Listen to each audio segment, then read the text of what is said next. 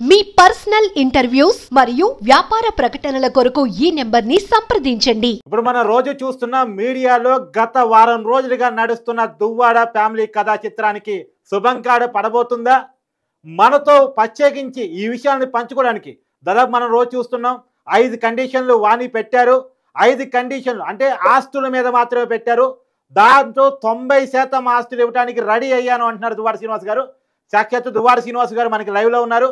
అలానే మనకి మాధురి తరపున వాదిస్తున్నటువంటి సాయి కృష్ణ ఆజాద్ గారు సుప్రీంకోర్టు న్యాయవాది, ఆయన ప్రముఖ న్యాయవాది, ఆయన కూడా మనతో ఉన్నారు. సార్ నమస్కారం అండి. నమస్తే సార్.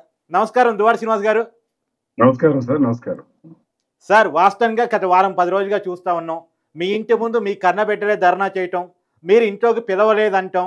అసలు ఏంటి మొత్తం ఒక విషయంలో దువ్వాడ వాణి మరియు మాధురి మధ్యలో మీరు నారీ నారీ నడు మురారి అన్నట్టుంది ఈ విషయం. దీనికి ఒక కంక్లూజన్ ఇస్తారా? మొత్తం జనానికి అర్థమయ్యేలా ఏం జరిగింది? వాణి నుంచి మీరు ఎందుకు దూరం అయ్యారు? మాధురికి ఎందుకు దగ్గర అయ్యారు? ఇప్పుడు వాణి మీ ముందు పెడుతున్న డిమాండ్ ఏంటి? క్లియర్గా ఒకసారి. ఇప్పుడు ముందుగా మీకు నమస్కారం సార్. అడ్వకేట్ గారు కూడా నమస్కారాలు. ఇప్పటికి ఒక 8-9 రోజులుగా మీరు చూస్తూనే ఉన్నారు ఈ ఫ్యామిలీ డ్రామా. మీరు చెప్పినట్టుగానే ఫ్యామిలీ డ్రామా. ఇందులో నేను 30 ఏళ్ల నుంచి మా ఇంట్లో జరిగిన విషయాలు నేను ఎప్పుడు బయటపట్ల. కానీ వాణి గారే గత 2 ఏళ్ల నుంచి ప్రతి సందర్భంలోను, ఎన్నికల సందర్భంలోను, టికెట్లు ప్రకటించిన సందర్భంలోను, ప్రతిసారి వ్యాపారాల్లో నేను బాగా ఉండే సందర్భాల్లోను ఆమె ఇలాంటి అంశాలు తెర మీదకి తీస్తుంటారు. ఆమెకి ఏంటంటే ఒక విచిత్రమైన కోణం ఉంటది. రాజకీయంగా గెలుస్తాము అనుకుంటే ఆ టికెట్ తనకు కావాలి, నేను చేయకూడదు. అలాగే వ్యాపారాలు కూడా మంచి అభివృద్ధిలో ఉన్నాయి అనుకుంటే ఆ వ్యాపారాలు తన పేరును ఉండాలి, నా పేరును ఉండకూడదు. ఏమంటే నువ్వు మిడిల్ క్లాస్, నువ్వు మా స్థాయికి తగవు, మా స్థాయి. ఈ విషయం మీరు మాట్లాడగట్టు అడుగుతున్నాను. మీరు నిజంగా మిడిల్ క్లాసు, లో మిడిల్ క్లాసు, మీరు వాణి గారిని పెళ్లి చేసుకునేటప్పటికీ మీ చేతిలో ఏమీ లేదు, కానీ వాణి గారి కుటుంబం మిమ్మల్ని ఆదుకుంది. ఇది నిజమా కాదా? సార్, వాణి కుటుంబం మా కుటుంబం దగ్గర రక్త సంబంధం సార్. వాణి గారి నాన్న రాఘవరావు గారి తల్లి, మా తల్లి లీలావతి గారి తల్లి స్వంత అక్క చెల్లెళ్ళు. వాళ్ళిద్దరికి ఎంత ఆస్తులుంటే మాకు అవే ఉంటాయి. వాళ్ళిద్దరూ పేదవాళ్ళు అయితే మేము పేదవాళ్ళమే, వాళ్ళిద్దరూ ధనవంతులైతే మేము ధనవంతులమే. ఇదేమి పై కుటుంబం కాదు, అంతా ఒకటే కుటుంబం. అంటే మా నాన్నకి మా అమ్మ రాఘవరావుకి సిస్టర్ అవుతారు, ఓన్ సిస్టర్ అవుతారు. మరి ఓన్ సిస్టర్ అయ్యేటప్పుడు ఇంత నీచంగా మాట్లాడే వ్యవహారం ఏంటి sir? Middle class, above middle class, below middle class కుటుంబ సంబంధాల మధ్య ఏంటి సార్ ఇది?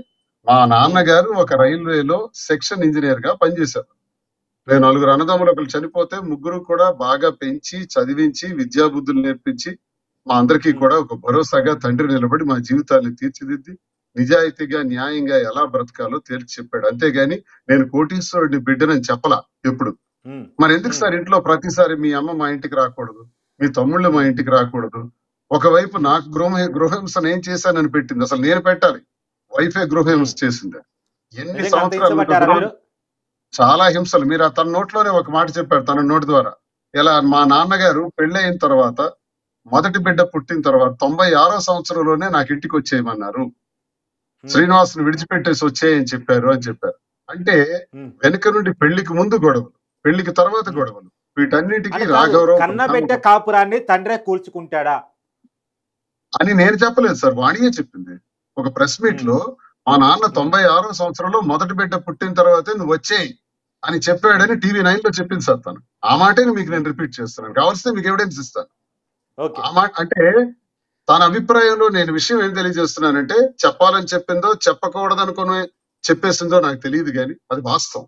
అప్పుడే కాదు, ప్రతిసారి కూడా రాఘవరావు మా మీద కక్ష కట్టి ఎందుకంటే నేను కష్టపడే. ఎందుకు ఆయనకి మీకు ఎందుకు కక్ష? ఆయన మీరు పోటీ కాదు, ఆయన వయసు వేరు మీ వయసు వేరు, ఆయన టైం వేరు మీ టైం వేరు, మీరు అల్లుడు స్వయాన, మీకు అవకాశం ఇచ్చిన పరిస్థితుల్లో మీకు ఆయనకి ఏంటి తగాదా? నేను అవ్వకూడదు, కూతురు అవ్వాలి. పోనీ ఆయన ఆడ చెప్తారు రాజకీయ వారసత్వం అంటారు. రాజకీయ వారసత్వం ఏంటి? ఆయన ఎమ్మెల్యే చేశాడా, ఎంపీ చేశాడా, ఏం చేశాడు? ఒక ఎంపీపీ చేశాడు ఆయన. అది 86వ సంవత్సరంలో ఎంపీపీగా చేశారు. ఎంపీపీగా చేస్తే నాకు రాజకీయ వారసత్వం వచ్చేయటానికి, నేను ఈ రోజు ఈ స్థాయికి ఎదగటానికి ఆయన హెల్ప్ నాకు ఎలా కారణం అవుతుందో చెప్పండి సార్. అవును, మీరు ఎంపీగా పోటీ చేశారు, ఎమ్మెల్యేగా పోటీ చేశారు, ఎమ్మెల్సీగా ఉన్నారు. నా స్వయం కృషితో విద్యార్థి దశ నుంచే రాజకీయాలు చేస్తూ ఒకానొక దశలో వైఎస్ రాజశేఖర రెడ్డి గారిని కలవడానికి వెళ్ళి ఆయన్ని కలిసిన తర్వాత ఆయన చెప్పిన రీతుల్లో నేను పని చేసుకుంటా పోతా. అలాగే 2003లో ఆయన పాదయాత్ర చేసి బ్రహ్మాండంగా పాదయాత్రలో నేను ఈ హరిశ్చంద్రపురం నియోజకవర్గంలో కష్టపడి విజయవంతం చేస్తే రాజశేఖర రెడ్డి గారు హరిశ్చంద్రపురంలో నువ్వు పోటీ చెయ్యు అని నాకు నిర్ణయించారు. ఎప్పుడు పాదయాత్రలోనే, పాదయాత్ర ముగింపు కాక ముందే, ఇచ్చాపురం వెళ్ళక ముందే. రాజకీయ ప్రస్థానం కాదు, కాంగ్రెస్ లోనే రాజశేఖర రెడ్డి గారు ఉన్నప్పుడు మీ రాజకీయ ప్రస్థానానికి నేను యూత్ కాంగ్రెస్ లీడర్ సార్. నేను యూత్ కాంగ్రెస్ లీడర్. రాజశేఖర రెడ్డి గారి చేతుల మీద యూత్ కాంగ్రెస్ లీడర్ గా అయ్యాను. ఆయన టికెట్ ప్రకటించిన తర్వాత రాఘవరావు కూతురు వెళ్ళి మేము ఇండిపెండెంట్ గా వేస్తాం, ఆ టికెట్ మాకివ్వండి, లేదంటే ఇండిపెండెంట్ గా వేస్తామని రాజశేఖర రెడ్డి గారి దగ్గర ఒక వాదన పెట్టారు. రాజశేఖర రెడ్డి గారు నన్ను కన్విన్స్ చేసి సరే వాళ్ళకి ఆ టికెట్ ఇచ్చేద్దామన్నారు. ఓకే చేసాం. 2004లో దువ్వాడ వాణి పోటీ చేశారు, హరిశ్చంద్రపురం నుంచి ఓడిపోయినారు. ఇది 24వ సంవత్సరం, అంటే 20 సంవత్సరాల తర్వాత రాజశేఖర రెడ్డి గారి కుమారుడైనటువంటి జగన్మోహన్ రెడ్డి గారి దగ్గర కూడా నాకు టికెట్ కావాలి, నాకు టికెట్ ఇస్తారా లేదా, ఇవ్వకపోతే నేను విషం తాగి చనిపోతాను, నాకు డైవర్స్ కూడా ఇచ్చేయండి, విడాకులు కూడా ఇచ్చేయండి, ఇంతోని అధిష్టానం ముందు ఇప్పుడు కూడా ఒత్తిడి తీసుకొచ్చి అలాంటి ఇబ్బందులు పెట్టినప్పుడు నేనే స్వయంగా అధిష్టానానికి రిక్వెస్ట్ చేసి మరెందుకు ఆ టికెట్ ఆమెకే ఇచ్చేద్దాం. 2004లో ఎలాగే జరిగింది. మధ్యలో కూడా నాకు టికెట్ వచ్చిన ప్రతిసారి కూడా ఆమె అడ్డుపడుతూనే ఉంది. ఈ 24వ సంవత్సరంలో పోటీ చేస్తున్నప్పుడు కూడా అడ్డుపడుతుంది. మరెందుకు ఆ టికెట్ ఆమెకే ఇచ్చేద్దాం అని చెప్పి నేను అధిష్టానాన్ని కన్విన్స్ చేసి నేనే ఆ టికెట్ ని అనౌన్స్ చేసి ఆమెకు వచ్చేటట్టు చేసి నేను 100 మెట్లు గారు ఒక్క మాట చెప్పండి. 2004లోనే మీ టికెట్ వాణి గారు రాజశేఖర రెడ్డి గారిని కలిసి తీసుకున్నారు అని చెప్పేసి మీరు అన్నారు కదా. మరి అంతా జరిగిన తర్వాత ఆ రోజుల్లోనే అంత క్రాష్ ఉన్న తర్వాత ఈ రోజు వరకు 2004 అక్కడ 2024 ఎక్కడ, దాదాపు 20 సంవత్సరాలు, ఈ రోజు వరకు మీరు ఎందుకు విడాకులు అప్లై చేయలేదు? నిజంగా మీరు గృహహింసకు మీకు గృహహింస జరిగి ఉండుంటే, మీ టికెట్ కూడా వాణి గారు తీసుకొని ఉంటే, మీ మధ్య అంత అగాధం ఉండి ఉంటే మీరు ఎందుకు విడాకులకు అప్లై చేయలేదు? నేను చెప్పిన విషయాల్ని మా టెక్కల్లో ఏ ఒక్కరికి, మా కుటుంబం దగ్గరలో ఉండే వాళ్ళకి, మా అనుచరులకి, మా దగ్గర ప్రాంతాల్లో నివసించే వారికి అడిగితే ఎవరైనా చెప్తారు సార్. ఎందుకు నేను చేయలేదంటే కుటుంబం సార్, కుటుంబ వ్యవస్థ ఎక్కడికి పోతాం, కష్టాలు ఉంటాయి, బాధలు ఉంటాయి, ఇది ఇంట్లో ఉన్నటువంటి టార్చర్ హెరాస్మెంట్ ఉంటది. 2 ఆడపిల్లలు, పిల్లల్ని గారాబంగా నా గుండెల మీద పెట్టి పెంచాను. ఎంతో అద్భుతంగా వాళ్ళకి ఎండ తగలకుండా నేను పెద్ద వ్యాపారాలు కూడా చేశాను. గ్రానైట్ రంగంలో ప్రపంచంలోనే దొరకని కలర్ కి, ఐకాన్ బ్రౌన్ అనే గ్రానైట్ కలర్ కి వానర్ గా 10 సంవత్సరాలు వరల్డ్ క్లాస్ మెటీరియల్ సప్లై చేశాను. ఎన్నో టర్నోవర్స్, బిజినెస్ ఎంతో టర్నోవర్ చేస్తూ బాగా సంపాదించిన రోజులు ఉన్నాయి. ఆర్థికంగా చాలా ఇబ్బంది పడిపోతున్న రోజులు కూడా ఉన్నాయి. ఆఖరికి డీజిల్ పోసుకుని స్టేజ్ కూడా దిగిన రోజులు ఉన్నాయి. ఈ 2 సందర్భాల్లో కూడా పిల్లలకి ఏమాత్రం ఇబ్బంది కలగకూడదని అదే సార్, ఇది కట్ చేసే మాట మీరు అడిగితే నేనేం చెప్పలేను. చరిత్రలో జరిగిందంతా ఒకసారి మీరు పరిశీలించారు. ఆఖరి క్లైమాక్స్ లో మీ ఇంటికి పాపాళ్ళు వస్తే మీరు తలుపు తీయలేదు కదా అంటే దానికి ముందే ఏం జరిగిందో మరి తెలుసుకోవాలి కదా సార్. ఫ్లాష్ చెప్పండి. తెలుసుకోకపోతే ఇవన్నిటి కంక్లూజన్ ఎలా వస్తుంది సార్? ఆ పిల్లలకి ఒక పథకం ప్రకారం నాన్నకి మీ నాన్న ఎవరు, మీ నాన్నకి ఎందుకు పదవులు ఇవ్వాలి, మీ నాన్న పేరు ఎందుకు వ్యాపారాలు ఉండాలి, మీ నాన్న కాదు నేనే సర్వస్వం, నా వల్లే మీ నాన్న వచ్చాడు, నా వల్లే మీ నాన్న ఉన్నాడు, మీ నాన్న లుంగీ షర్ట్ తో నా దగ్గరికి వచ్చాడు, అన్నీ నేనే చూశానని చెప్పి వాళ్ళల్లో ఇవన్నీ చెబుతూ వ్యతిరేక భావాలు బాగా రెచ్చగొడుతూ వాళ్ళకి ఒక రకంగా తండ్రి మీదే మాట్లాడేటట్టు చేసినటువంటి దుస్థితి నా కుటుంబంలోనే, ఈ భూమి మీద ఎక్కడా ఉండదు సార్. నా కుటుంబంలోనే జరిగింది. అది నా కర్మ.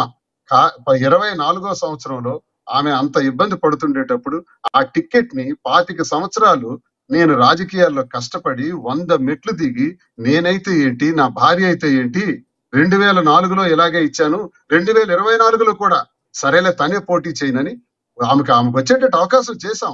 ఆమె నిలబెట్టుకోలేకపోయింది. ఆమె ఆ హోదాను నిలబెట్టుకుని పోటీ చేయలేకపోయింది.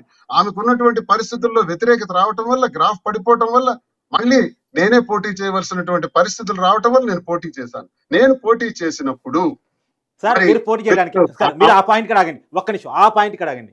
వాణి గారికి ఫస్ట్ మీకు అనౌన్స్ చేశారు, మీ నుంచి వాణి గారికి ఇచ్చారు జగన్మోహన్ రెడ్డి గారు, మళ్ళా వాణి గారి కాడ నుంచి మీకు ఇవ్వడానికి గ్రాఫ్ పడిపోవటం కారణమా, మీరు జగన్మోహన్ రెడ్డి గారిని ఇన్ఫ్లుయెన్స్ చేయటం కారణమా?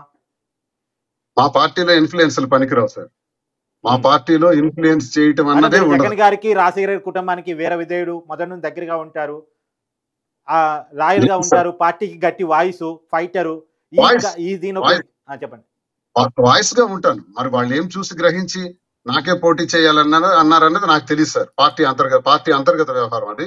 నాకు జనవరి 12వ తారీఖు నువ్వే చేయాలని చెప్పడం జరిగింది, అనౌన్స్ చేయడం జరిగింది. ఆ 3 నెలలే ఎన్నికలకి, ఆ 3 నెలల ముందు నుంచే నేను ప్రారంభించాను. నేను ఏమిటా సార్, ఈ రోజు పిల్లల్ని ఎలా అయితే నా దగ్గరికి పంపించి నాన్న కోసం, నాన్నని చూడటాని కోసం వస్తే గేటు తీయలేనటువంటి తండ్రి అని దువ్వాడవాణి దుష్ప్రచారం చేసిందో, మరి తను పోటీ చేసేటప్పుడు పిల్లల చేత, తను ఇన్ఛార్జ్ గా ఉండేటప్పుడు పిల్లల చేత ప్రచారం చేయించుకున్న దువ్వాడవాణి, మరి నేను పోటీ చేసేటప్పుడు ఎందుకు సార్ పిల్లల చేత ప్రచారం చేయించలేదు? అంటే నాకు ఈ పాయింట్ కాదు కూడా సార్, ఈ పాయింట్ కాదు కూడా సహజంగా ఏంటంటే తల్లికి అబ్బాయిలతో బాండింగ్ ఉంటుంది, తండ్రికి అమ్మాయిలతో బాండింగ్ ఎక్కువ ఉంటుంది జనరల్ గా.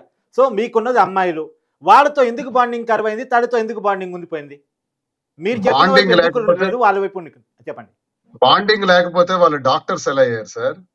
చిన్న పసిబిడ్డల నుంచి డాక్టర్స్ చేసి, ఒక పెద్ద పాపకి గ్రాండ్ గా వివాహం చేసి, రెండో పాపకి కూడా MBBS చేయించి, ఇదంతా దువ్వాడవాణి చేయించిందా? నేను కాక ఆమె చేయించిందా? నేను తలుచుకోకపోతే ఇవన్నీ అవుతాయా సార్? తండ్రిగా నేను చేసిందా, దువ్వాడవాణి చేసిందా సార్ ఇవన్నీ? సార్ ఎన్నికలలో మరో గొప్ప విషయం కూడా చేసింది దువ్వాడవాణి. అచ్చెన్నాయుడికి మద్దతుగా నిలబడింది.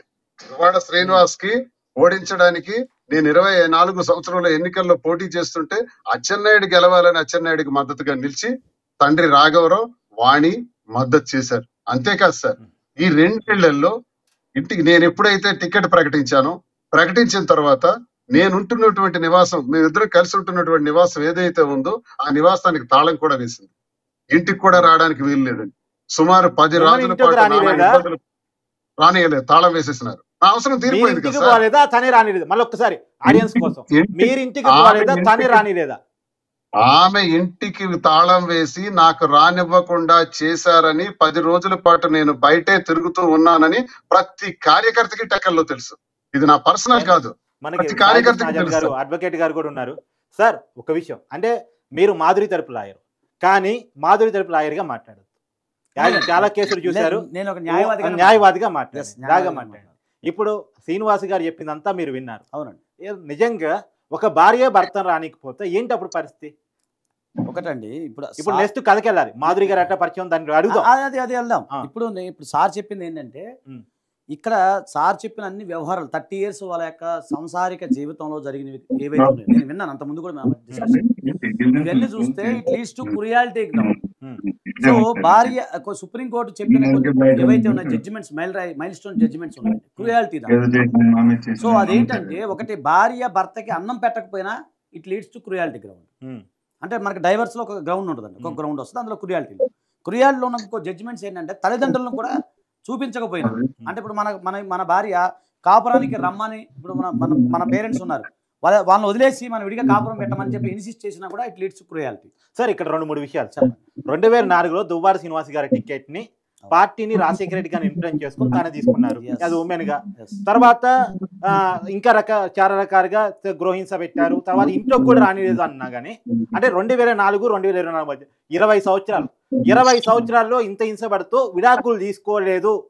మళ్ళా తన కుటుంబాన్ని వదిలేసి వేరే స్త్రీతోకి సహజీవనానికి వెళ్ళిపోయారు, కానీ విడాకులు మాత్రం తీసుకోలేదు అనే ఒక్క విషయాన్ని నమ్మడానికి అవకాశం ఏ మేరకు ఉంటది అంటే ఏం చెప్తారు? ఇప్పుడు ఒకటి చెప్తానండి. ఇప్పుడు ఆయన చెప్పిన దాన్ని బట్టి ఆయన వర్షం చూస్తే 4 గోడల మధ్య అలాగే జరిగిన కుటుంబ వ్యవహారాలు ఆయన గుట్టుగా కాపాడారు.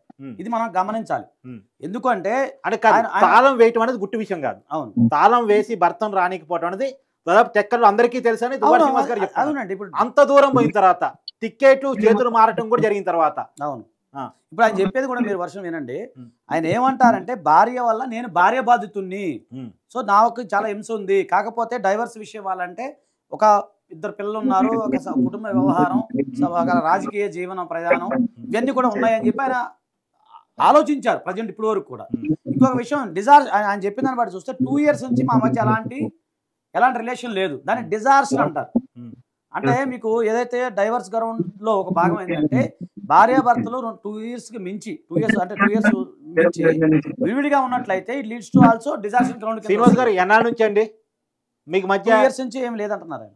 మీ మధ్య ఎన్నాళ్ళ నుంచి గ్యాప్ ఉంది? ఎన్నాళ్ళ నుంచి మీరు ఆ ఇంటికి దూరంగా ఉన్నారు? సార్ ప్లీజ్ నేను ఒకసారి చెప్తానండి సార్. సార్ చెప్పింది ఏంటంటే, ఆజాద్ గారు చెప్పింది ఏంటంటే 2 years అబౌవ్ 2 years గ్రౌండ్స్ కనుక ఉంటే అది డైవర్స్ కి గ్రౌండ్స్ అవుతుంది అని చెప్పారు. మీకు అనుకూలంగా తీర్పు రావడానికి అవకాశం ఉంది అని చెప్పారు. అంతే సార్? అంతే. అయితే మీకు వాణి గారికి మధ్య ఎన్నాళ్ళ నుంచి గ్యాప్ ఉంది? ఎన్నాళ్ళ నుంచి ఈ డిస్ప్యూట్ నడుస్తుంది? సార్ గ్యాప్స్, గొడవలు, టార్చర్, హెరాస్మెంట్ ఎవ్రీ డే ఉంది. మేమిద్దరం కలిసి ఉండనటువంటి సందర్భం ఒక 2 ఏళ్ల నుంచి ఉంది సార్. 2 ఏళ్ల నుంచి నేను దూరంగా ఉంటున్నాను. ప్రతి ఒక్క వ్యక్తికి తెలుసు. మా వీధిలో ఎవరికి ఎంక్వైరీ చేసినా, టెక్కల్లో ఎవరికి ఎంక్వైరీ చేసినా చెప్తారు.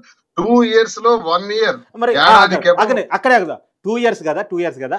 మాధురి పరిచయం మీకు ఎన్నాళ్ళు అవుతుంది? మాధురి పరిచయం ఇంచుమించు 2 years అవుతుంది సార్. ఎలా జరిగింది సార్ పరిచయం? యాక్చువల్లీ 2.5 years అవుతుంది ఇంచుమించు. ఎందుకంటే మాధురి ఒక ఉన్నతమైన కుటుంబానికి చెంది ఒక హాయిగా బ్రతుకుతూ ఒక భరతనాట్యంలో ప్రొఫెషనల్ గా ఒక స్కూలు, ఒక వ్యవహారం తంది. నాకు అంతకు మించి నాకు తెలియదు ఆమె గురించి. కానీ దువ్వాడ వాణి ఒక రోజు మాధురిని పిలిపిస్తాను, మాధురి అనేటటువంటి అమ్మాయిని తీసుకొచ్చి మనం మండల్ కన్వీనర్ గా, మహిళా కన్వీనర్ గా ఇస్తే ఆమె సేవలు మనకి చాలా అవసరం. ఆమె వల్ల వాణి గారు పరిచయం చేయక ముందు మాధురి ఎవరో మీకు తెలియదు? తెలుసు, ఫలానా వాళ్ళ కోడలని తెలుసు. కానీ అంతకన్నా మించిన సమాచారం మనకేం తెలుస్తుంది సార్? ఎంతో మంది ప్రజలు ఉంటారు, వింటుంటాము, మనకేం తెలుస్తుంది? అంతే తెలుసు. ఇప్పుడు మాధురి గారు నాకు 7 years నుంచి పరిచయం అండి. నాకు కేసుల్లో టెక్కల నేను వచ్చానండి. టెక్కలే కచేరీ వీధిలో ఒక కేసు సంబంధించిన కేసులు అవి. సో అప్పుడు నేను రావడం జరిగిందండి. అసలు నిజంగా చెప్పాలంటే ఆ కచేరీ వీధిలో కళింగ ఆర్య వయసులో సంబంధించిన కేసు, విజయవాడ సంబంధించిన కేసు. సో ఆ సందర్భంలో ఆ మాధురి గారు అప్పటి నుంచే పరిచయము. అప్పుడు ఆమె ఒక కళాకారిణి అండి, ఒక డ్యాన్స్ మాస్టర్గా ఆమె ఉన్నారు. తర్వాత వేరే ఛానల్లో కూడా ఆమె ప్రదర్శనలు ఇవ్వడం జరిగింది. సామాజిక సేవ విషయంలో అప్పుడు ముందు నుంచి ఉన్నారు ఆమె. నేను చూశాను, డైరెక్ట్గా చూశాను. తర్వాత వాళ్ళు పెట్రోల్ బంక్ అప్పుడే ఓపెన్ చేయడం జరిగింది. సో అలాగే వాళ్ళ అత్తగారు కూడా వీళ్ళకి పేద పిల్లలకి కూచిపూడి, భరతనాట్యం నేర్పడం, అలాగే కోలాటం ఏవైతే ఉన్నాయో ఇవి నేర్పడం, ఇవి ఈ సామాజిక కళల పట్ల ఫస్ట్ కానీ ఆమె సామాజిక దృక్పథం ఉంది. తర్వాత ఇంకొక విషయం చెప్పాలి. వాళ్ళ ఫ్యామిలీ పక్క టీడీపీ, వాళ్ళ భర్త ఈ రోజు కూడా ఆయన టీడీపీ. మరి కాదు సార్, టీడీపీ ఫ్యామిలీ మీ వైసీపీలో అదే వచ్చి తీసుకొచ్చారు కదా, వాణి గారు తీసుకొచ్చారు కదా, బ్రెయిన్ వాష్ వాళ్ళు టీడీపీ సార్ ఫ్యామిలీ. ఈమె మాత్రం జగన్మోహన్ రెడ్డి గారి మీద టిక్ టాక్స్, సాంగ్స్, రీల్స్ చేస్తుండేది. ఈమె ఎందుకు చేస్తుండేదంటే జగన్మోహన్ రెడ్డి గారి అభిమాని మాధురి అన్నది ఒక ఇండికేషన్ వచ్చింది ప్రజలకి. అది దువ్వాడ వాణికి కూడా వచ్చింది. మరి జగన్మోహన్ రెడ్డి ఫేవరెట్ అయినప్పుడు మాధురి, మరి ఆమెను మనం తీసుకుంటే మహిళలతో ఎక్కువ రిలేషన్స్ ఉన్నాయి, 2-3 వేల ఓట్లు మనకు అదనంగా కలిసి వస్తాయని దువ్వాడ వాణి ఎత్తుగడ. సరే, పార్టీ బలోపేతం కోసం మాధురిని తీసుకురావడం, అదే మాధురి పార్టీ బలోపేతం కోసం మాధురిని తీసుకొస్తే నష్టం లేదు సార్, తప్పేం కాదు, మంచిదే. అలా తెచ్చేటప్పుడు మండల మహిళా కన్వీనర్ పదవి ఇవ్వాలంటే నేను అధిష్టానంతో మాట్లాడి ఏర్పాటు చేశాను సార్. బాగానే నడుస్తుంది కార్యక్రమం, బ్రహ్మాండంగా కార్యక్రమాలు నడుస్తున్నాయి. గడప గడపకు మన ప్రభుత్వం కార్యక్రమం నడుస్తుంది. అన్ని నడుస్తున్నటువంటి తరుణంలో సడన్ గా ఒక 3-4 నెలలు గడిచిన తర్వాత ఆయన సడన్ గా ఒక స్టాండ్ తీసుకున్నారు. మాధురికి దువ్వాడ శ్రేణికి సంబంధం ఉంది, మాధురికి మా ఆయనకి సంబంధం ఉంది అని కేడర్ దగ్గర ఒక్క ఆ పాయింట్ ఇక్కడ ఆగుదాం. మీకు వాణి గారికి అన్నాళ్ళు 20 ఏళ్ల క్రితం నుంచి గొడవలు ఉన్నప్పటికీ కూడా 2 ఏళ్ల నుంచి డిస్టెన్స్ ఉంది. ఆ ఇంటికి మీరు, మీ ఇంటికి ఆవిడ రాకుండా అప్పుడే కరెక్ట్గా 2 yearsకి అబౌవ్ 2.5 yearsకి మాధురి పరిచయం అయ్యారు. మాధురి పరిచయం అయిన తర్వాతే మీకు వాణికి విడిపోయేంత గ్యాప్ పెరిగింది. ఎప్పుడైతే మాధురి వచ్చి యాక్టివ్ గా పనిచేస్తున్నారో, మాధురికి నాకు లేనిపోని రిలేషన్స్ కలిపి పార్టీ ముందు, కేడర్ ముందు, ప్రజల ముందు అసభ్యంగా మాట్లాడుతూ ఆఖరికి అధిష్టానం వద్దకెళ్ళి మరి దువ్వాడ శ్రీనివాస్ కి మాధురికి సంబంధాలు ఉన్నాయి, ఈయన పోటీ చేస్తే గెలవడు, ఈయనకు చాలా చెడ్డ పేరు ఉంది, ఆ టికెట్ నాకు ఇవ్వండి, నాకు ఇవ్వకపోతే నేను చెప్పినంత మాత్రం జగన్ గారు నమ్ముతారా సార్? నాకు ఆ టికెట్ ఇవ్వండి, ఈయనతో నాకు డివర్స్ ఇవ్వండి, లేకపోతే నేను చస్తాను అనే మాటలు ఏంటి సార్? ఇవి అయినా చిన్న మాటలా? అయినా ఇవ్వలే టికెట్ ఇవ్వలేదు అధిష్టానం. నేను కన్విన్స్ చేశానని చెప్తున్నాను సార్. నేను అధిష్టానానికి కన్విన్స్ చేసి మరెందుకు మా ఇంటి గొడవ మీ ముందు తెచ్చిపెట్టారు, 4 నుంచి 5 సార్లు అధిష్టానం కన్విన్స్ చేశారు సార్ మా ఇద్దరిని కూర్చోబెట్టి. మాకు ఒక కౌన్సిలింగ్ చేశారు. కౌన్సిలింగ్ చేసి చెప్పాల్సిందంతా చెప్పారు. చెప్పిన తర్వాత జగన్మోహన్ రెడ్డి గారు నా టికెట్ అనౌన్స్ చేశారు. అనౌన్స్ చేసిన తర్వాత మళ్ళీ వెళ్ళారు వాణి, వెళ్ళి గొడవ పడి ఈ రకమైన మాట్లాడిన తర్వాత మరెందుకు ఇంత ప్రాబ్లం వస్తున్నప్పుడు ఈ టికెట్ నేను పోటీ చేసి అర్థం లేదు, ఆమెకే ఇచ్చేద్దామని నేనే 100 మెట్లు దిగి తగ్గి ఆమెకి ఇచ్చాను సార్. భార్య అయితే ఏంటి నేనైతే ఏంటి అని ఇచ్చానే తప్ప నేనే స్వార్థపరుణ్ణి అయితే, ఆమె అవ్వకూడదు అనుకున్న వాడిని అయితే, ఆమెలాగే ఆలోచించిన వాడిని అయితే నేను ఆ టికెట్ వదులుకోను సార్. కానీ కర్మవశాత్తు అన్యాయంగా నన్ను నుంచి టికెట్ తీసుకుంది కాబట్టి అభాండాలు వేసి తప్పు చెప్పి అదే ఈ రోజు ఏమైంది, బూమరాంగా టికెట్ మళ్ళీ నా దగ్గరికి రావాల్సి వచ్చింది. నేను పోటీ చేయడం జరిగింది. ప్రొజెక్ట్ చేశారని పక్కన పెడితే మీకు మాధురి గారికి ఉన్న రిలేషన్ ఏంటి సార్? ఎప్పుడైతే ఇలాంటి దుష్ప్రచారాలు చేసి ఆమె జీవితాన్ని నడి రోడ్డు మీదకి లాగి అత్తవారు కన్నవారికి దూరం అయిపోయిన పరిస్థితుల్లో, నేటికి ఏడాదిగా భర్త కూడా ఆమెకి మాట్లాడినటువంటి పరిస్థితుల్లో, అందరి సభ్య సమాజం దగ్గర కూడా తలదించుకున్న పరిస్థితుల్లో, 3 చిన్న పసిపిల్లలతో కూతుళ్లతో ఆలోచిస్తూ నాకు ఒకసారి ఫోన్ చేసింది సార్. సార్ నాకు ఇలా పరిస్థితి ఉంది, నాకు చాలా ఒత్తిడిగా ఉంది, చాలా డిప్రెషన్ లో ఉన్నాను, చచ్చిపోదాం అనుకుంటున్నాను అని నాకు ఫోన్ చేసేటప్పటికి నేను విజయవాడలో ఉన్నాను సార్. విజయవాడలో ఉండేటప్పుడు ఒక్కసారి నీవేమనుకోకపోతే ఫ్లైట్ కి రా, నేను మాట్లాడతానని చెప్పి రప్పించాను సార్. రప్పించి హోటల్లో కూర్చొని అన్ని నచ్చజెప్పి ఇలా చేసుకోవటం కరెక్ట్ కాదు, నీకు జరిగింది అన్యాయమే, ఒక పెద్ద కుటుంబంలో ఉన్నటువంటి నిన్ను రాజకీయాల్లోకి తీసుకువచ్చి దువ్వాడవాణి ఒక ఎత్తుగడతో నిన్ను పావుగా వాడుకొని స్కేప్ గోట్ చేసి నిన్ను బలిపోసం చేసి నన్ను అబాస్పాల్ చేసి ఆ టికెట్ తను పొందడానికి 2004లో ఇదే ప్రయత్నం చేశారు. 2024లో కూడా ఇలాగే బ్లాక్ మెయిల్ చేస్తూ మళ్ళీ టికెట్ పొందడానికి ప్రయత్నం చేశారు. సారీ, మా కుటుంబం నుంచి నీకు అన్యాయం జరిగింది అని నేను నచ్చజెప్తున్న సమయంలో తను ఇమోషనల్ గా మాట్లాడుతూ యాంటీ రూమ్ లోకి వెళ్ళింది సార్. హోటల్లో యాంటీ రూమ్ లోకి వెళ్ళిన తర్వాత వెంటనే నేను ఒక నిమిషం పాటు ఏదో ఆలోచిస్తూ కూర్చున్నాను. నాకు ఎందుకో అనుమానం వచ్చి రూమ్ లోకి వెళ్ళేటప్పటికి ఆల్రెడీ తన చున్నీ కట్టుకుని హ్యాంగ్ చేసుకుంది ఫ్యాన్ కి. హ్యాంగ్ చేసుకునేటప్పుడు ఎలా రక్షించాలో నాకు ఒకటి తెలియక అర్థం కాక వెళ్ళి ఇలా నెక్కి ఇలా అడ్డం పెట్టాను సార్. అడ్డం పెట్టి జస్ట్ మరొక్క క్షణం అయితే హ్యాంగ్ అయిపోయి ఉండేది. నేను తప్పించి ఆమెకి మళ్ళీ బయటకు తీసుకొచ్చి చివాట్లు పెట్టి నచ్చజెప్పి అప్పుడు నేనేం చెప్పానంటే, నీవేమి ఆందోళన చెందవలసిన అవసరం లేదు, నా కుటుంబం వల్ల నీకు నష్టం జరిగింది కాబట్టి నేను భరోసాగా ఉంటాను, నువ్వేమి ఇబ్బంది పడొద్దు, నీకు ఏదైనా అవసరం డబ్బు నేను ఇవ్వాల్సిన అవసరం అమ్మాయికి లేదు సార్. ఆ అమ్మాయికి వైజాగ్ లో హౌసెస్ ఉన్నాయి, ఒక పెట్రోల్ బంక్ మంచిగా ఉంది, ఇన్వెస్ట్ చేసింది అనే ప్రచారం కూడా నడుస్తుంది. చూడండి సార్ చెబుతా. ఎప్పుడైతే ఆ అమ్మాయికి మళ్ళీ నేను ఓదార్పు చేసి పంపించిన తర్వాత నేను ఒక ఏడాది కాలం పాటు మా ఇంట్లో ఉన్నాను. ఎప్పుడు మా వైఫ్ తాళం వేసేసిన తర్వాత, ఇంటికి వాణి తాళం వేసేసిన తర్వాత గత్యంతరం లేక అమ్మ దగ్గర ఉండాల్సి వచ్చింది. ఒక ఏడాది తర్వాత ఇలా పలాసలో ఉంటే ఎలా జరుగుతుంది, టెక్కల్లో మరి ఉండకపోతే ఎలా అని నా సోదరుడు దువ్వాడ శ్రీధర్ నేను మేము కలిపి ఒక స్థలం ఎక్వైర్ చేసాం సార్. పార్వతీశం అనే వ్యక్తి దగ్గర స్థలం కొని అక్కడ ఒక నిర్మాణం చేసుకోవడానికి వాణి గారికి సంబంధించిన ప్లేస్ అమ్మి వచ్చిన డబ్బులంట.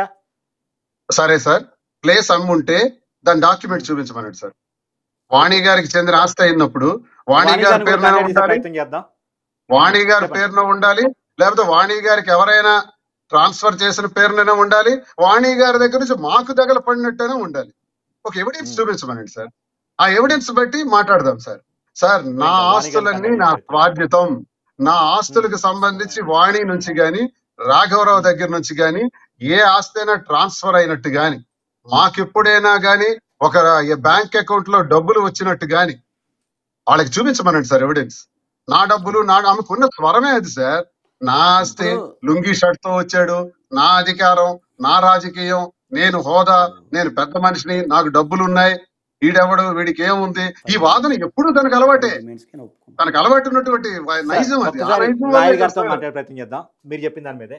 సార్ విషయం ఏంటంటే ఇప్పుడు చూశారు మాధురి గారు ఎలా పరిచయం చేశారు, మాధురి గారితో జీవితాన్ని షేర్ చేసుకోవడానికి అది ఏ రిలేషను అనేది పక్కన పెట్టేస్తే తను చెప్పింది అంటే అడల్టరీ రిలేషన్ అని చెప్పింది. ఈ అడల్టరీ రిలేషన్ ఎట్లా చూడాలి? ఎందుకంటే మాధురి తన కుటుంబానికి డైవర్స్ ఇవ్వలేదు, దువ్వాడ శ్రీనివాస్ గారు తన కుటుంబానికి డైవర్స్ ఇవ్వలేదు.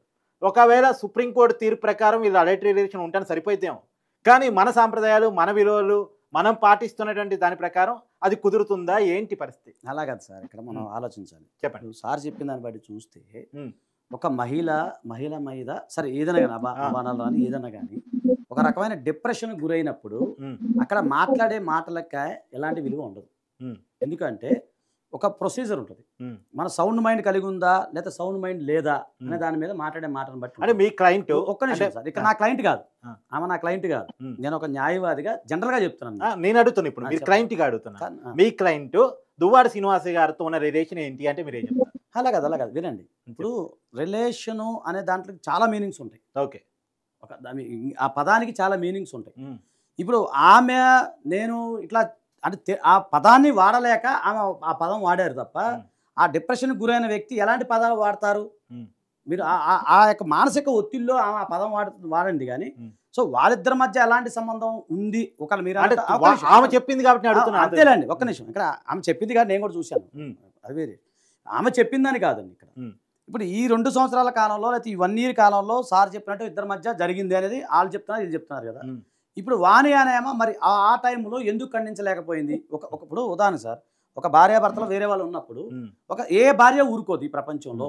ఒక విషయం, చిన్న ఫోన్ కాల్ వస్తేనే చూస్తారు ఇంట్లో జనరల్గా, ఒక మెసేజ్ వస్తేనే చూస్తారు. ఒక అమ్మాయి ఒక ఏదైనా ఫోన్ నెంబర్స్ ఎవరిది అమ్మాయి ఎందుకు మాట్లాడదు ఏంటనే రకరకాల వేధించే జనరల్గా మాట్లాడుతున్నాం. భార్యాభర్తల మధ్య అలాంటి రిలేషన్ గొప్ప రిలేషన్లు ఉంటాయి. అలాంటప్పుడు 2 yearsలో ఆమె ఇంతవరకు ఇతను కూడా ఏమనలేదు. సో ఏమనలా, అప్పుడే ఖండించేయాలి కదా. ఇప్పుడు అంటే ఆమె చెప్పింది, దీని క్వశ్చన్ మీడియా ఆమె కూడా చేసింది.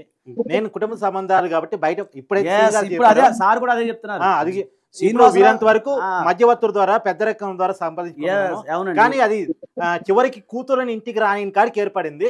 దానికి కూడా 1 year టైం పట్టింది. ఆయన అదేనండి, వాళ్ళు తన తప్పు తాను తెలుసుకున్నారు. ఇప్పుడు అది జరిగింది 8 days బ్యాక్ అండి. ఇప్పుడు 8 days బ్యాక్ నుంచి అదే జరుగుతుంది కదా. ఇప్పుడు శ్రీనివాసరావు గారు కానీ వాణి గారు కానీ వీళ్ళందరూ తమ తప్పులు, వీళ్ళందరూ మాధురి గారు కానీ తన తప్పులు తెలుసుకున్నారు. ఇప్పుడు ఈ రోజు శ్రీనివాసరావు గారు 5 డిమాండ్లు పెడితే కూడా ఒప్పుకున్నారు సార్. ఒక్క డిమాండ్ తప్ప. మీరు అన్న 5 డిమాండ్ శ్రీనివాస్ గారు ఏం డిమాండ్ పెట్టారు మీ ముందు ఒకసారి చెప్పండి సార్. శ్రీనివాసరావు గారు 32 కోట్లు ఆయన ఇవ్వడానికి సిద్ధంగా ఉన్నారు. ఈ రోజు 32 కోట్లు 90% ఆయన ప్రాపర్టీలో ఇవ్వడానికి సిద్ధంగా ఉన్నారు. చెప్పండి సార్, అదే అడగండి, ఆయన అడగండి. అది డిమాండ్ ఏంటండి? ఇప్పుడు దువ్వాడ వాణి గారు రకరకాల అలిగేషన్ తో వచ్చారు సార్.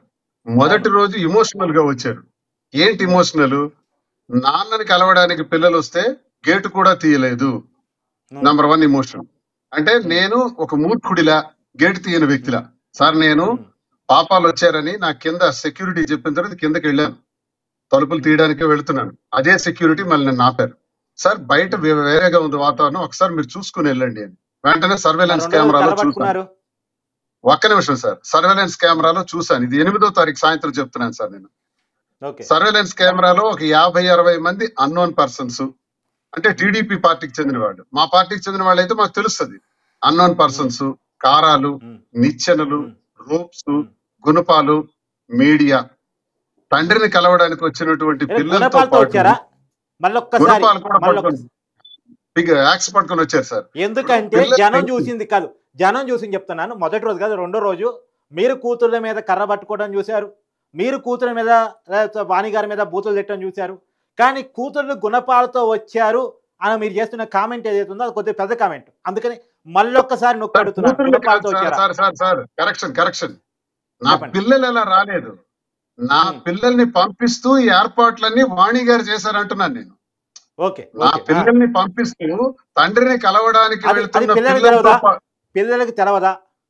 తెలుసు సార్, తెలుసు సార్. నా పిల్లలు ఈ రోజు కూడా ఆమె చేత మ్యానిపులేట్ చేయబడారు. ఆ విషభూజాలు నాటి తండ్రి మీద శత్రుభావాలు పెంచి నన్నే ప్రశ్నించేటట్టు తయారు చేసిన దువ్వాడవాణి 2 ఏళ్ల నుంచి ఇదే విధంగా ప్రవర్తిస్తుంది సార్. ఇప్పుడేంటి అంటే గతంలో ప్రవర్తన వేరు, 24 నుంచి ప్రవర్తన మరో వేరు. ఆ రకంగా ఆమె చేస్తున్నటువంటి ప్రయత్నాల్లో భాగంగా ఆ పిల్లలు వచ్చేటప్పుడు ఈ వాతావరణంలో వచ్చారు. ఇన్నింటికి నేను ఇంకో మాట చెప్తున్నాను సార్. పిల్లలు వచ్చేటప్పుడు మీడియా ఎందుకు సార్? మీడియాకు వాణి ఫోన్ చేసింది. సరే నేను తలుపు తీయలేదు సార్, ఎందుకంటే ఈ వాతావరణం చూసిన తర్వాత. 2వ రోజు సాయంత్రం 8-9 గంటల వరకు నేను పలాస వెళ్ళాను. పలాస నుంచి రాలా. పలాస నుంచి ఇంటికి వచ్చేటప్పటికి ముందు రోజు ఏం చెప్పింది వాణి? నా పిల్లలు మాత్రమే అక్కడికి వెళ్తామంటున్నారు, నేను వెళ్ళను, నాకు అవసరం లేదు, పిల్లలకు వద్దని చెప్పాను, అయినా నా మాట వినట్లేదు, అందుకే పిల్లలు వద్దంటున్నా వెళ్ళారు, నాకు సంబంధం లేదన్నది. 2వ రోజు మాత్రం తనే స్వయంగా వచ్చి ఏ గుణపాలు అయితే చెప్పానో రెండో రోజు అవి ఉపయోగించి గేట్లు విరగ్గొట్టి ఆ ఇంటికి ఉన్నటువంటి డోర్స్ ని, టాటా స్టీల్ డోర్స్, ఆ డోర్స్ ని పవర్ బ్లేడ్స్ పెట్టి కట్ చేసి లోపలికి వెళ్తున్న సమయంలో నేను అక్కడికి వచ్చాను సార్. ఇంతకీ ఆ ఇంటి డబ్బు ఎక్కడిది? ఇందాక కట్ అయినట్టు సార్ మీకు ఒక విషయం చెప్పాలి సార్, నేను క్లారిటీ ఇవ్వాలి. మీ ఇంటి మీదకి నేను ఒక రాయి విసిరాను అనుకోండి, మీకు సహజంగా కోపం వస్తుంది, నా మీద ఆవేశపడతారు. నేను అలాగే ఇంటికి వచ్చేటప్పటికి అది ఎవడో వచ్చి నా డోర్లు కట్ చేస్తుంటే కట్ చేసిన వాడి మీద మరొక 5గురు అక్కడ ఉన్నారు సార్. ఆ 5గురు మీద కట్టలు తెచ్చుకునే కోపం వచ్చింది. ఆ కోపంతో అక్కడ ఉన్న కర్రను తీసి వాళ్ళకి మీదకి వెళ్ళిపోయాను. వెళుతున్నటువంటి సందర్భంలో నా కూతుర్లు వాణి వాళ్ళు వస్తున్నారు. వాళ్ళు వస్తుండేటప్పుడు అదే కర్ర నేలకు కొట్టి మళ్ళీ గదిలోకి వెళ్ళిపోయి, నా విజువల్స్ చూసుకోండి ఒకసారి, నేలకు కొట్టి వెళ్ళిపోయాను. అంటే మీరు కర్ర చూపించింది భార్య పిల్లల మీద కాదా? చచత తన ముందున్నటువంటి 5గురు మీద సార్. ఎవరైతే డోర్ కట్ చేసి కానీ వాళ్ళని మీరు బూతులతో తిట్టడం విజువల్ ఉంది కాబట్టి అడుగుతున్నాను. తిట్టాను సార్, వాళ్ళకి కాదు సార్. నేను ఇప్పుడు అభ్యంతరం లేదంటే ఆ పదం వాడతాను. వాడచ్చా? నేనేమని తిట్టాను అన్నది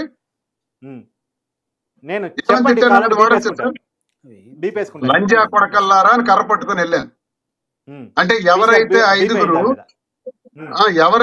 ఐదుగురు కట్ చేయాలనుకున్నారో 5గురు మీద 5గురు కంప్లైంట్ ఇచ్చారు సార్. పోలీస్ స్టేషన్ లో వాళ్ళ మీద కంప్లైంట్ ఉంది.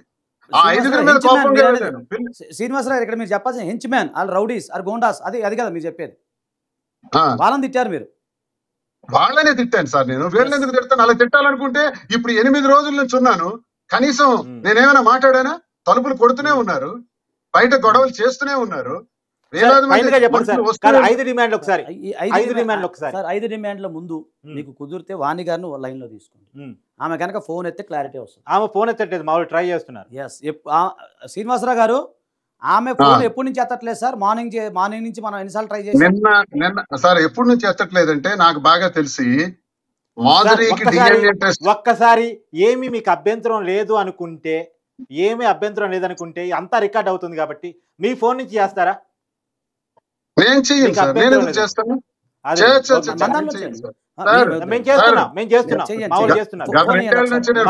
ట్రై చేస్తూనే ఉంది. ఫోన్ కలిపినా స్పీకర్ ట్రై చేస్తుంది, ట్రై చేస్తాను. చెప్పండి మీరు చెప్పండి సార్. 5 డిమాండ్ ఏంటో చెప్పండి. 2 ఏళ్ళ నుంచి నేను ఫోన్ చేయట్లేదు, నేను ఎందుకు చేస్తాను? చెప్పండి మీ 5 డిమాండ్ సార్. ఆ సందర్భంగా అది జరిగిందే తప్ప తను నిన్న మధ్యాహ్నం నిన్న ఉదయం నుంచి కూడా ఆమె మీడియాకి రెస్పాండ్ అవ్వట్లేదని నాకు తెలిసింది. ఎందుకు అవ్వట్లేదో నాకు తెలియట్లేదు సార్. 5 డిమాండ్ పెట్టినప్పటి నుంచి కావట్లేదా? సార్ శ్రీనివాసరావు గారు మనం డిస్కస్ చేసుకున్నప్పుడు మీరు సరే 5 డిమాండ్లు మీరు చెప్తారు కానీ మీడియా పరంగా మీరు దాంట్లో మీ యొక్క ఆస్తి మొత్తం ఇదొక నాకు చెప్తే చాలా క్లారిటీ వస్తుంది. మొత్తం మన అందరికి తెలియాలి. ఇది మీరు 30 yearsలో సార్ 30 years కష్టపడి మీ రక్త మాంసాలు ధారపోసి మీరు దాదాపుగా మీరు సంపాదించిన ఆస్తి సుమారుగా ఒక 32 కోట్లు మీరు చెప్పడం జరిగింది. దాంట్లో మీరు 90% సార్ అది ఎంతనా కానీ మీరు 90% ఇవ్వడానికి సిద్ధంగా ఉన్నారు కదా? మీడియా ముఖంగా చెప్తున్నాను. నా స్వార్జితంగా నా కష్టార్జితంతో నేను ఎవరి సహకారం అంటే రాఘవరావు గాని వాణి గాని సహకారాలు తీసుకోకుండా నా స్వంతంగా సంపాదించిన ఆస్తి ఇప్పుడు మొత్తం విలువ ఇంచుమించు 32 కోట్లు. 32 కోట్లు కొంచెం అటు ఇటుగా ఒకటి ఎక్కువ అవచ్చు, 2-3 తక్కువ చెప్పలేను. మీ మాట కట్ట వస్తున్నా దాని మీద అప్పులు కూడా క్లియర్ చేసి ఇచ్చే బాధ్యత మీదే కదా? అది 1 కోటి రూపాయలు కానీ 2 కోట్లు కానీ అప్పులు క్లియర్ చేసి ఇస్తామన్నాను.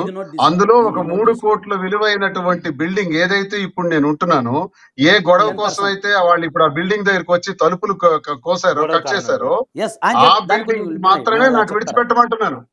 ఒక 10% ఆ బిల్డింగ్ మాత్రమే నాకు విడిచిపెట్టమంటున్నాను సార్. ఒక మీరు మీకు కూడా నాలెడ్జ్ ఉంది, అది కూడా వదిలిపెట్టమంటున్నారా?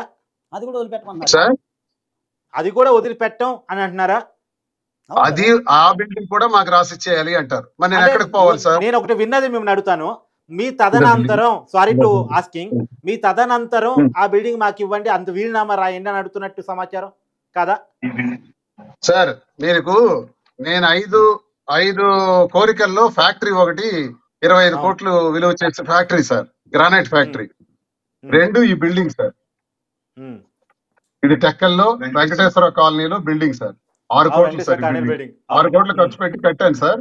ఈ భవనంలో వాళ్ళు ఉండొచ్చు సార్, కానీ ఇందులోనే ఉన్నారు వాళ్ళు. నేను 2 ఏళ్ల క్రితం వరకు ఇందులోనే ఉన్నాను, ఇదే బిల్డింగ్ లో. కానీ ఈ బిల్డింగ్ నుంచి ఇప్పుడు వచ్చి ప్రస్తుతం నేను ఉన్నటువంటి బిల్డింగ్ కి కార్ షెడ్ లో ఉంటున్నాము, దోమల్లో ఉంటున్నాము, పిల్లలు వస్తే తలుపు తీయలేదు. ఏంటి సార్ అబండాలు? ఈ బిల్డింగ్ నేను మీకు విడిచిపెట్టేస్తాను, ఇప్పుడు ఈ బిల్డింగ్ కూడా రాసిచ్చేస్తున్నాను. రెండోది సార్, ఈ బిల్డింగ్ లో హాయిగా వాళ్ళు దర్జాగా ఉండొచ్చు, అలాగే ఆ ఫ్యాక్టరీ కూడా వాళ్ళే తీసుకోవచ్చు. పిల్లలకి చదువులు పెళ్లిళ్ళు అన్ని నా బాధ్యత, వాళ్ళ జీవితం అంతా నేనే చూసుకుంటాను, సంబంధం లేదు దువ్వాడ వాణికి. అన్ని నేను ఇంతవరకు ఎలాగైతే వాళ్ళకి అన్ని చూసుకున్నానో ఇక్కడి నుంచి కూడా అలాగే చూస్తాను. ఇంతే కాదు, గొడవ వచ్చిన దగ్గర నుండి ఈ రోజు వరకు ఇంచుమించు 16 నెలల్లో, అంటే గత ఏడాది ఏప్రిల్ 18వ తారీఖు నుంచి ఇప్పటి వరకు మొన్న 7వ తారీఖు వరకు కూడా 1,40,00,000 రూపాయలు ఇచ్చాను ఖర్చుల కోసం. ఎవిడెన్స్ ఉంది కదా సార్ మీ దగ్గర? ఎవిడెన్స్ ఉంది, స్టేట్మెంట్ వాట్సాప్ పెట్టమంటే వాట్సాప్ పెట్టండి సార్, వేస్తారు వాళ్ళు. వాట్సాప్ లో హాయ్ అని పెట్టండి సార్, మీకు పెడతాను. వాట్సాప్ లో బ్యాంక్ ట్రాన్సాక్షన్ తో సహా పెడతా. దువ్వాడ గారు నా నెంబర్ మీ దగ్గర పెట్టండి సార్. ఇప్పుడు 16 నెలల్లో సుమారు 1,80,00,000 మీరు ఇచ్చింది అంటే 1,18,00,000 బ్యాంక్ ట్రాన్సాక్షన్, మిగతా 12 లక్షలు ఫోన్ పే ట్రాన్సాక్షన్. అవి ఉన్నాయి కదా సార్ మీకు? అంటే జనరల్ గా మొత్తం మీరు నెలకు మెయింటెనెన్స్ కింద 15 లక్షలు ఇచ్చినట్టుగా సుమారుగా 15 లక్షలు. అంతే సార్, నేను పంపిస్తాను మీకు. ఇది దయచేసి మీరు ఇది వేయాలండి, ఇది కూడా వేయాలి, ఫ్యాక్ట్ వేయాలి. ఎందుకంటే ఆయన సపోర్ట్ చేస్తూనే ఉన్నారు, ఆర్థికంగా ఈ మాట్లాడిన గ్యాప్ ఉన్న 2 years లో కూడా మీరు సపోర్ట్ చేస్తూనే ఉన్నారంట. ఎవిడెన్స్ ఉంది కదా సార్, మీకు డేట్స్ తో సహా ఇస్తాను సార్. సార్ ఏప్రిల్ 19 అంటే నేను ఈ మాట మళ్ళీ ఎందుకు అడుగుతున్నానంటే, మీ కూతురు నాతోనే మాట్లాడిన మాట ఏంటి అంటే, నేను దాదాపు 6 months గా ఫోన్ చేస్తున్నాను, మెసేజ్లు పెడుతున్నాను, మా నాన్న రిప్లై కూడా ఇవ్వట్లేదు, మీరేమో ఫైనాన్షియల్ సపోర్ట్ కూడా ఇస్తున్నాను మీరు చెప్తున్నారు.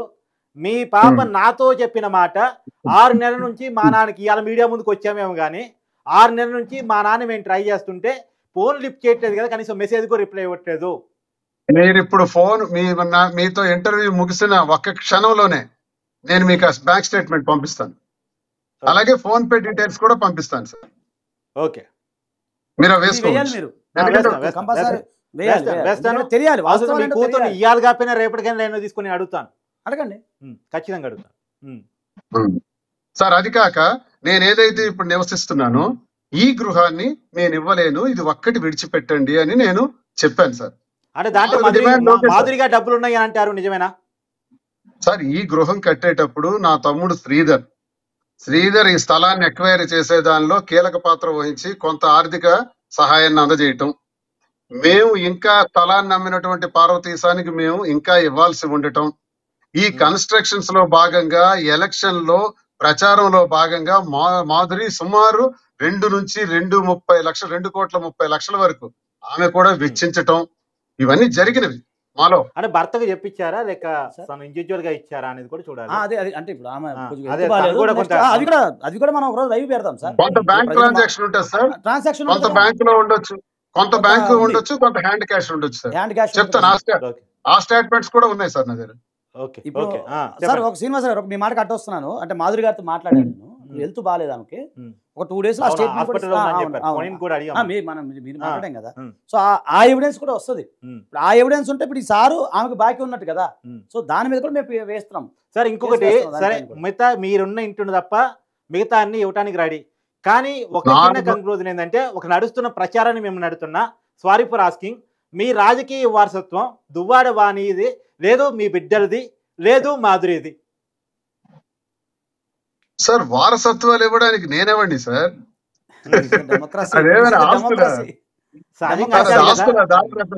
ఇప్పుడు అక్కడే వచ్చిన గొడవ, మీరు మాధురిని కాదు అసలు వచ్చిన గొడవే అక్కడ అనేది. ఇప్పుడు అంటే బయట నడుస్తున్న అంటే మీరు మాధురిని ప్రోబ్ చేస్తున్నారు, వాణిని పక్కన పెట్టేశారు, చెప్పండి. పాండురాజు సంపాదించిన రాజ్యం ధనాన్ని ధృతరాష్ట్రుడు అనుభవించాడు. ధృతరాష్ట్రుడు అనుభవించినటువంటి రాజ్యం ధర్మరాజు రాజుగా ఉన్నాడు, అగ్రజుడైన కర్ణుడు మాత్రం దాసీపుత్రుడిగా ఉన్నాడు. ఆ ధర్మరాజు అనుభవించాల్సిన రాజ్యాన్ని ఆఖరికి దుర్యోధనుడు అనుభవించాడు సార్. దారాదత్తం చేస్తే రాజ్యం రాదు సార్, రాజ్యం వీరభోజ్యం, కష్టపడితే వస్తది. నేను అనుకుని మీకు దానం చేసేయడానికి విశ్వామిత్రుని కాను, దానం చేసేయడానికి. అది ఎవరి కష్టం, ఎవరి బాధ, స్వేదం, మన కష్టంలో నుంచి వచ్చేదే మన అధికారం. మన హోదా, మన వ్యాపారాల్లో వ్యాపారంలో ఆరితేరాలన్నా, రాజకీయ రంగంలో రావాలన్నా మెడలు వంచి ఒళ్ళు వంచి కష్టపడాలి. వెండు తెగిపోద్దు సార్. ఒక సినిమాలో రజనీకాంత్ కష్టపడితే ఏది రాదు, వచ్చినా నిలబడదు అంటారు. కాదు, ఇంతకు ముందు మీరు ఎన్టీఆర్ డైలాగ్ బాగా చెప్పారు. కానీ ఎన్టీఆర్ ఎలా లక్ష్మీపార్వతి గారిని చేసుకున్నారో అప్పుడు తప్పని పరిస్థితిలో నేను ఆమెతో కలిసి సహజీవనం చేశానని మొన్న వాడారు. సార్, ఎన్టీఆర్ గారితో పోల్చుకోవడానికి ఈ భారతదేశంలో ఏ మానవుడికి సాధ్యపడదు సార్. ఆయన కారణ ప్రపంచంలో ఆయన కారణ జన్ముడు, కలియుగ రాముడు, కృష్ణుడు, మహానుభావుడు. ఆయనకి నేను అభిమాని, పిచ్చ అభిమాని. ఆయన సినిమాలన్నీ చూసిన వాడిని. ఆయన మాటలు, ఆయన డైలాగ్స్ డ్రస్ట్ పెడితే అదే సినిమాలో ఉందో కూడా చెప్పేస్తాను నేను. అంత పిచ్చ నాకు ఎన్టీఆర్ అంటే. ఎన్టీఆర్ గారి గురించి నేను అభిమానిగా అక్కడ ప్రశ్నించవలసి వచ్చింది. ఎలా అంటే, రామారావు గారు ఇన్ని యోగాలు అనుభవించి, ఇన్ని యోగాలను సృష్టించి, ఇంత రాజకీయాన్ని సృష్టించినటువంటి ఒక గొప్ప మహా వ్యక్తి, మనిషి ఆఖరిలో లక్ష్మీపార్వతిని పెళ్లి చేసుకోవాల్సి వచ్చిందంటే ఆయనకి ఎటువంటి పరిస్థితులు ఆ పెళ్లి చేసుకోవడానికి దారి తీశాయో అందరూ విమర్శిస్తారే ఆ వివాహాన్ని. కానీ ఎటువంటి పరిస్థితులు దారి తీశాయో, అంతటి వాడికే అలా జరిగితే మనం ఎంత, మన బ్రతికెంత, మన స్థాయి ఎంత అని అన్నానే తప్ప నేను ఆయనతో పోల్చుకోవటం కాదు సార్. ఓకే, సరే. చివరిగా మీరు ఎలాంటి ప్రశ్నకైనా సమాధానం ఇస్తానని మాటిచ్చి లైవ్కి వచ్చారు కాబట్టి అడుగుతున్నాను. మీరు వాణి గారితో విడాకులకి లీగల్గా వెళ్తున్నారు, అది మీ కండిషన్స్ లో కూడా ఉంది, కోర్టులో చూసుకుందాం అనే వరకు. సరే, ఒకరికి ఇష్టం లేకుండా కాపురం చేయమని కోర్టు కూడా చెప్పదు కాబట్టి మోస్ట్లీ రావడానికి అవకాశం ఉంది. ఏదైనా కరప్షన్ ఉంటే లాయర్ గారు చెప్పాలి, రావడానికి అవకాశం ఉంది. తను కూడా, మాధురి కూడా నేను డైవర్స్కి వెళ్తున్నాను అని చెప్పారు. సో మాధురి డైవర్స్కి వెళ్ళి, దువ్వాడ శ్రీనివాస్ డైవర్స్కి వెళ్ళి, ఆఫ్టర్ దట్ మాధురి దువ్వాడ శ్రీనివాస్ గారి రిలేషన్ ఎలా ఉండబోతుంది, అఫీషియల్గా వివాహబంధం కాబోతుందా అంటే ఏం చెప్తారు? ఇప్పుడు ఆమెకి డివోర్స్ కాలేదు, నాకు డివోర్స్ కాలేదు. మాకు కేవలం సహకరించడానికి మాత్రమే 2 ఏళ్లలో 1 సంవత్సరం మా అమ్మ దగ్గర ఉన్నప్పుడు, తర్వాత కాలంలో నేను టెక్కల్లో ఉన్నప్పుడు, ఎన్నికల ప్రచారంలో గట్టిగా తిరుగుతున్న రోజుల్లో ఒక ఐపాక్ టీం అని, ఒక కాల్ సెంటర్ అని పెట్టి డబ్బులన్నీ పెట్టుకుంటూ ఆర్గనైజ్ చేస్తూ నాకు భోజనాలు, సదుపాయాలు, ఏర్పాట్లన్నీ చేసి సహకరించిన వ్యక్తిగా నాకు దగ్గరైంది అమ్మాయి. దగ్గర అవటం మూలాన విపరీతంగా దుష్ప్రచారం చేశారు. దుష్ప్రచారం చేసి ఆయనకి మీకు సంబంధం ఏంటని అడిగారు. అడిగిన దానిలో లీగాలిటీ ఉందా అసలు మీరు ఇలా కలవటానికి అని అడిగేటప్పుడు ఎవరో అది మాటకి చెప్పాల్సిన దానికి తనొకటి చెప్పాలనుకుని ఇంకొక రకంగా దానికి సుప్రీంకోర్టు అడల్టరీ అనే అడల్టరీ నేరం కాదని కూడా నిర్ణయించారు అనే పద్ధతిలో ఆమె చెప్పింది తప్ప మేము అడల్టరీలో ఉన్నామని, మేము అదే పరిస్థితిలో ఉన్నామని చెప్పలా ఎక్కడా కూడా. అయితే తను వచ్చి వెళ్ళటం వల్ల ఇప్పుడు నేను ఉన్నింటికి కూడా అప్పుడప్పుడు రావటం, వెళ్ళటం, నా బాగోగులు చూడటం, పని వాళ్ళకి పెట్టడం, భోజనాలు ఏర్పాటు చేయడం. లేదు, ఇక్కడ లేరు. ఆమెకి ఇల్లుంది, వైజాగ్ లో ఇల్లుంది, టెక్కల్లో ఇల్లుంది, ఆమెకు ఉన్నాయి సార్, వెళ్ళి వస్తుంటారు. అయితే ఇప్పుడు మాకు ఎటువంటి విడాకులు నేనైతే పిటిషన్ వేశాను, ఆమె అయితే వివాహ బంధంతో ఉంది. ఆమె భర్త మొన్న రెస్పాండ్ అయ్యి, మాధురి భర్తగా నేను చెబుతున్నాను, ఆమె చాలా మంచి ఆమె, ఎవరేం చెప్పినా నేను నమ్మను, నేను వినను, అంతేగాక నాకు భర్తగా, నాకు భార్యగా, నాకు కన్న కొడుకులా చూసుకుందామే, అంత గొప్ప మహిళ అని భర్తే చెప్పాడు. ఒక స్త్రీకి సర్టిఫికేట్ ఎవరివ్వాలో తెలుసా సార్? భర్తే ఇవ్వాలి. ఆ భర్తే ఇచ్చిన తర్వాత మనం ఇప్పుడు ఇలాంటి మాట్లాడటం కూడా కరెక్ట్ కాదు సార్. ఆమె ఒక అనుబంధంలో ఉన్నారు, వాళ్ళ కుటుంబం ఏమవుతుందో మనకు తెలియదు. నేనైతే నా కష్టాలు చెప్పారు, అనౌన్స్ చేశారు, తన మీడియా ముందు అనౌన్స్ చేసిన మాట నేను కొత్తగా చెప్తుంది కాదు. ఏంటి డివోర్స్ ఇస్తున్నారా? డైవర్స్ తీసుకుంటాను అని చెప్పేసి చెప్పారు. ఇంకా ప్రాసెస్ ఉంది కదా సార్, కొన్ని సంవత్సరాల ప్రాసెస్. ఎలా ఆయన ఏమంటాడు? బట్టి సార్ 2-3 years పైన పడుతుంది. శ్రీనివాసరావు గారు, ఇప్పుడు ఇదంతా ఒక ఎత్తు అయితే, వాణి గారు ఆమె యొక్క పిల్లల్ని DNA టెస్ట్ చేయించడం అలాంటి అంటాం కూడా అది మీకు తెలియదు ఏం కాదు. చిన్నపిల్లల విషయంలో చాలా అది క్రైమ్ కూడా. అది మీరు నోటీస్ కూడా ఖచ్చితంగా నోటీస్ పంపించాం. ఆ విషయంలో మీరు కొట్లాడుకోండి. పిల్లల విషయం చైల్డ్ రైట్స్ ఫోరం లో కూడా ఫైల్ చేశాము, కలెక్టర్ గారికి కంప్లైంట్ చేశాము, 1098 లో కూడా కంప్లైంట్ చేశాము. ఇప్పుడు విషయం చెప్పండి, దువ్వాడ శ్రీనివాస్ గారు తన డైవర్స్కి వెళ్తున్నారు, వాళ్ళ కండిషన్స్ లోనే అది ఉంది, కోర్టులో చూసుకుందాం అనేది.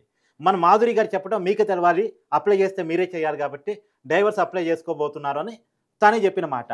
ఏంటి వాళ్ళ రిలేషన్ ఈ డైవర్స్ కావడానికి ఎన్నాళ్ళు పట్టే అవకాశం ఉంది? రేపు వాళ్ళ రిలేషన్ ఎలా ఉండే అవకాశం ఉంది అంటే ఒక లాయర్గా మీరేం చెప్తారు? అంటే ఒకటి సార్, ఇప్పుడు పెళ్లి విడాకులు అనే వ్యక్తిగత విషయాలు. అవును. The right to privacy article 21 ప్రకారం అవును. అది వాళ్ళ ఇష్టం. ఇప్పుడు దువ్వాడ శ్రీనివాస్ గారి ఇష్టము, ఇంకోటి ఏంటంటే ఆయన ప్రజాప్రతినిధిగా ఉన్నారు. ఇది ఇక్కడికే వస్తున్నాను సార్, అదే అక్కడ మీకు వస్తున్నాను. ఇప్పుడు కామన్ మ్యాన్ ఏమనుకుంటారంటే, కామన్ గా అవగాహన లేని వ్యక్తి ఏమనుకుంటారంటే, మీకు ఒకటి చెప్తాను ఒక విషయం. మీకు నచ్చని విషయం నేరం కాదు, దయచేసి ఈ డైలాగ్ గుర్తుపెట్టుకోండి. మీకు ఏదైతే నచ్చలేదో అది నేరం కాదు. అది క్రిస్టల్ క్లియర్ గా సుప్రీంకోర్టు దీని అడల్టరీ గురించో అది ఒక జడ్జిమెంట్ చెప్పడం జరిగింది. సరే, దాని మీద ఆమె మాట్లాడటం జరిగింది. ఇప్పుడు నేను కూడా చెప్తున్నా, మీకు నచ్చని విషయం అది నేరం కాదు. సో ఇప్పుడు వాళ్ళిద్దరి మధ్య నెక్స్ట్ వాళ్ళు పెళ్లి చేసుకుంటారా లేకపోతే వీళ్ళిద్దరు ఉంటారా అనేది మనకు సంబంధం లేని విషయం, మీకు సంబంధం లేని విషయం, ఈ ప్రపంచంలో ఎవరికి సంబంధం లేని విషయం. అక్కడికే వస్తున్నాను సార్, అక్కడికే వస్తాను. నడుస్తున్న చర్చ ఈ 1 వీక్ లో వాళ్ళ మానసిక స్థితి బాగోలేక చనిపోవాలని నిర్ణయం తీసుకుంది. మొన్నొకసారి గతంలో కొన్నాళ్ళ క్రితం విజయవాడలో సూసైడ్ చేసుకోబోయారు, మొన్నొకసారి సూసైడ్ చేసుకోబోయారు. ఆ సూసైడ్ మీదే క్లారిటీ, ఆ సూసైడ్ అనేది నిజమా లేదా ఒక డ్రామానా అనేది నిజమే. ఎందుకంటే పోలీసు వాళ్ళ ఇన్వెస్టిగేషన్ ఎఫ్ఐఆర్ ఉంది మన దగ్గర, నేను ఇస్తాను. ఓకే, ఇంకో మీకు విషయం చెప్పాలి. మీరు నాకు మొన్న ఫోన్ చేసి ఈ యొక్క ఏదైతే నెగ్లిజెన్స్ కింద జరిగింది కదా, దాన్ని మీరు అటెంప్ట్ మర్డర్ గా మార్చారని చెప్పి మీడియాలో వార్తలు వచ్చింది. ఆ రోజు కూడా నేను మాట్లాడాను, మీకు అక్కడ మళ్ళీ క్లారిటీ ఇస్తాను. ఆ రోజు మీరు నాకు ఫోన్ చేసినప్పుడు నేను చెప్పి ఎఫ్ఐఆర్ చూడండి, ఏ లాయర్ చెప్పలేరు, ఎవరు కూడా చెప్పలేని చెప్పి ఎఫ్ఐఆర్ తీసుకొచ్చి నేను పోలీసులతో మాట్లాడితే అది ఏమీ లేదు, అది ఒక దుష్ప్రచారం. ఎలాంటి అటెంప్ట్ మర్డర్ అలాంటివి కూడా ఏం జరగలేదు. అసలు పోలీసులే అది నెగ్లిజెన్సీ. ఆమెకు అంటే ఆమె వెళ్తుంది, అది జరిగింది. ఆ రోజు జరిగిన ఇన్సిడెంట్ నేను అడిగాను సార్, ఎఫ్ఐఆర్ కూడా అదే ఉంది సార్. యాక్చువల్ గా ఏమైందంటే ఆ అమ్మాయికి డిఎన్ఏ అన్న తర్వాత అప్పటికే చాలా గొడవలు ఇవన్నీ వీళ్ళ ఇంటికి రావడం, ఈ మాటతో యాక్చువల్ అమ్మాయి చాలా డిప్రెషన్ లో ఉంది. ఆ డిప్రెషన్ లో ఉన్న మూమెంట్ లో శ్రీకాకుళం వెళ్దామని వాళ్ళ ఇంటికే వెళదామని బయలుదేరింది సార్. బయలుదేరిన అమ్మాయి నాకు ఫోన్ చేసింది, ఇలా వెళ్తున్నాను ఇంటికని. ఫోన్ చేస్తున్న టైంలో సరే వెళ్ళరా అన్నాను. ఈలోగా ఏమైందంటే ఆ పిల్లలు ఫోన్ చేశారంట ఆమెకి. ఫోన్ చేసి శ్రీకాకుళం వెళ్దామని బయలుదేరిన ఆమె ఇంకా టెక్కలి హైవేకి ఎక్కక ముందే పిల్లలు ఫోన్ చేశారు. ఫోన్ చేసి, అమ్మా మమ్మీ మాకు కాన్వెంట్ లో ప్రతి ఒక్కళ్ళను కూడా డిఎన్ఏ టెస్ట్ మీ మదర్ కి చెయ్యాలని ఎవరో అన్నారని అంటున్నారు, ఏంటమ్మా ఇదని అడిగారంట. అడిగేటప్పుడు మరింత డిప్రెషన్ లోకి వెళ్ళిపోయి హైవేలో వెళ్తూ ఆ డిప్రెషన్ లో కళ్ళు మసకబారిపోయి ఏడ్చుకుంటా ఫోన్ మాట్లాడుతూ ఏడ్చుకుంటా వెళ్తూ లెఫ్ట్ లో ఉన్న కార్ ని గుద్దానని కూడా తనకు తెలియదు. హిట్ అయింది. హిట్ అయినప్పటికీ చెప్తాను వినండి. మైండ్ బ్లాక్ అయిన తర్వాత స్టీరింగ్ ని రైట్ సైడ్ కి తిప్పింది. స్పీడ్ గా తిప్పేటప్పుడు కారు డివైడర్ కి వెళ్ళి గుద్ది 3 పల్టీలు కొట్టి కారు ఆగింది సార్. అప్పుడు అక్కడ ఏ కారు అయితే తను గుద్దిందో ఆ కారులో ఉండేవాళ్ళే ఈ అమ్మాయికి రక్షించి హాస్పిటలైజ్ చేశారు. హాస్పిటల్కి వెళ్ళడం జరిగింది. అయితే తను ఒక డీప్ డిప్రెషన్ లో నేను చచ్చిపోతాను, నా పిల్లలే నాకు అడిగిన తర్వాత నేను ఎందుకు బ్రతకాలి అన్న డిప్రెషన్ లోనే తాను డ్రైవింగ్ చేసుకుంటూ మాట్లాడుకుంటూ వెళ్ళానని నాకు చెప్పింది. ఇది జరిగిన విషయం. దీన్ని డ్రామా అంటే సార్ నేను ఒక మాట అంటాను సార్, డ్రామా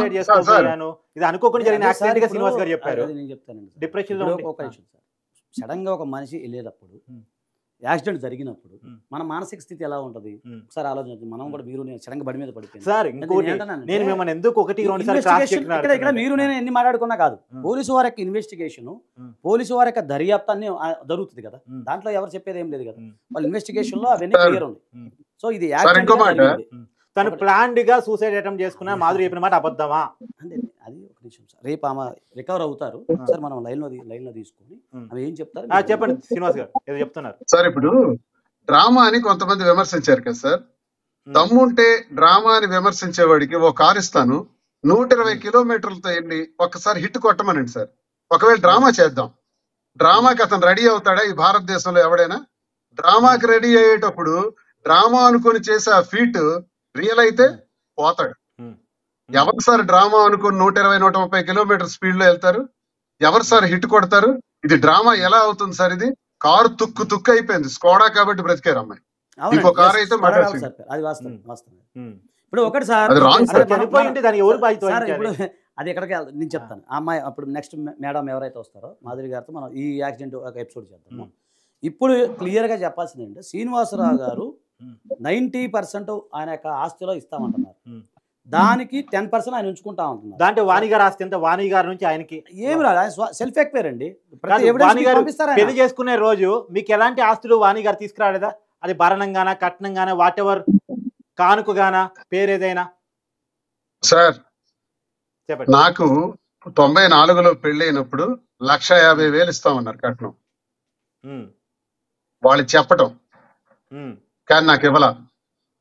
పెళ్ళైన తర్వాత ఈ 30 ఏళ్లలో రాఘవరావు వాణి తండ్రి పేరున గాని, వాణి పేరున గాని, వాళ్ళ మదర్ పేరునున్న ఆస్తులు గాని నాకేవైనా ట్రాన్స్ఫర్ చేసుంటే కట్నం కింద గాని, నా డెవలప్మెంట్ కోసం గాని, నా రాజకీయం కోసం గాని వాళ్ళు ఇచ్చినట్టు ట్రాన్స్ఫర్ చేసినట్టు ఒక్క ఆధారం ఉంటే దయచేసి చూపించమనండి. మరి మీకు డబ్బులు 350 రూపాయలకు కూడా లేని పరిస్థితి ఉందంట మీకు ఆ రోజుల్లో.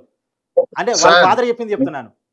నేను ఎంఏ ఇంగ్లీష్ లిటరేచర్ బిఎల్ 1992వ సంవత్సరం, అంటే నేను డిగ్రీ నుంచి వచ్చినప్పుడు గట్టిగా నాకు 23-24 సంవత్సరాలు ఉంటాయి. ఆ వయసులోనే ఒక ట్యూటోరియల్స్ పెట్టాను పలాసాలో. ఆ తర్వాత 3 మండలాల్లో 3 జూనియర్ కాలేజీలు పెట్టాను, ప్రైవేట్ కాలేజీలు. నేను అకాడమిషియన్ సార్. ఫస్ట్ జూనియర్ కళాశాలలు పెట్టి అక్కడ 3 జూనియర్ కళాశాలలు, ఒక ట్యూటోరియల్లో నా దగ్గర 800 మంది స్ట్రెంగ్త్ ఉన్నారు సార్. రాఘవరావు ఇంకో మాట కూడా చెప్పాడు, పిల్లల్ని విద్యార్థుల్ని పరీక్షలు రాయడానికి కోసం తెచ్చి పెడుతుంటాడు ఇక్కడ అని అన్నారు. పిల్లలు ఎక్కడి నుంచి వచ్చారు సార్? అనుకున్న ట్యూటోరియల్ కాలేజో ఏదో ఒకటి అది లాస్ట్ లో ఉంది ఆ రోజుకి, మీరు వాణి గారిని పెళ్లి చేసుకునే రోజుకి. నేను 94లో పెళ్లి చేసుకున్నాను, 92లో విద్యా సంస్థలు పెట్టాను. ఆ విద్యా సంస్థలు నడిపిస్తూ 99వ సంవత్సరంలో గ్రానైట్ ఫీల్డ్ లోకి వచ్చాను. ఆ విద్యా సంస్థల్ని నేటికి కూడా, ఈ రోజుకి కూడా పోకుండా నా దగ్గర ఎవరైతే టీచర్స్ పనిచేశారో వాళ్ళకే ధారాదత్తం చేశాను ఫ్రీగా, మీరే నడిపించుకోండి అని. నా బిజినెస్ మార్చాను, గ్రానైట్ రంగంలోకి వచ్చాను. ఇక్కడ నుంచి రాజకీయాల్లో ఇంకా యాక్టివ్ ఉంటాను. 2000 సంవత్సరం గ్రానైట్ రంగంలోకి ఎందుకు స్కూల్స్ మానేశారు? మంచి రంగం కదా అది. నా జీవితం అంతా నాకు చెప్తున్నాను కదా సార్, ఐఎమ్ వెరీ అంబిషియస్.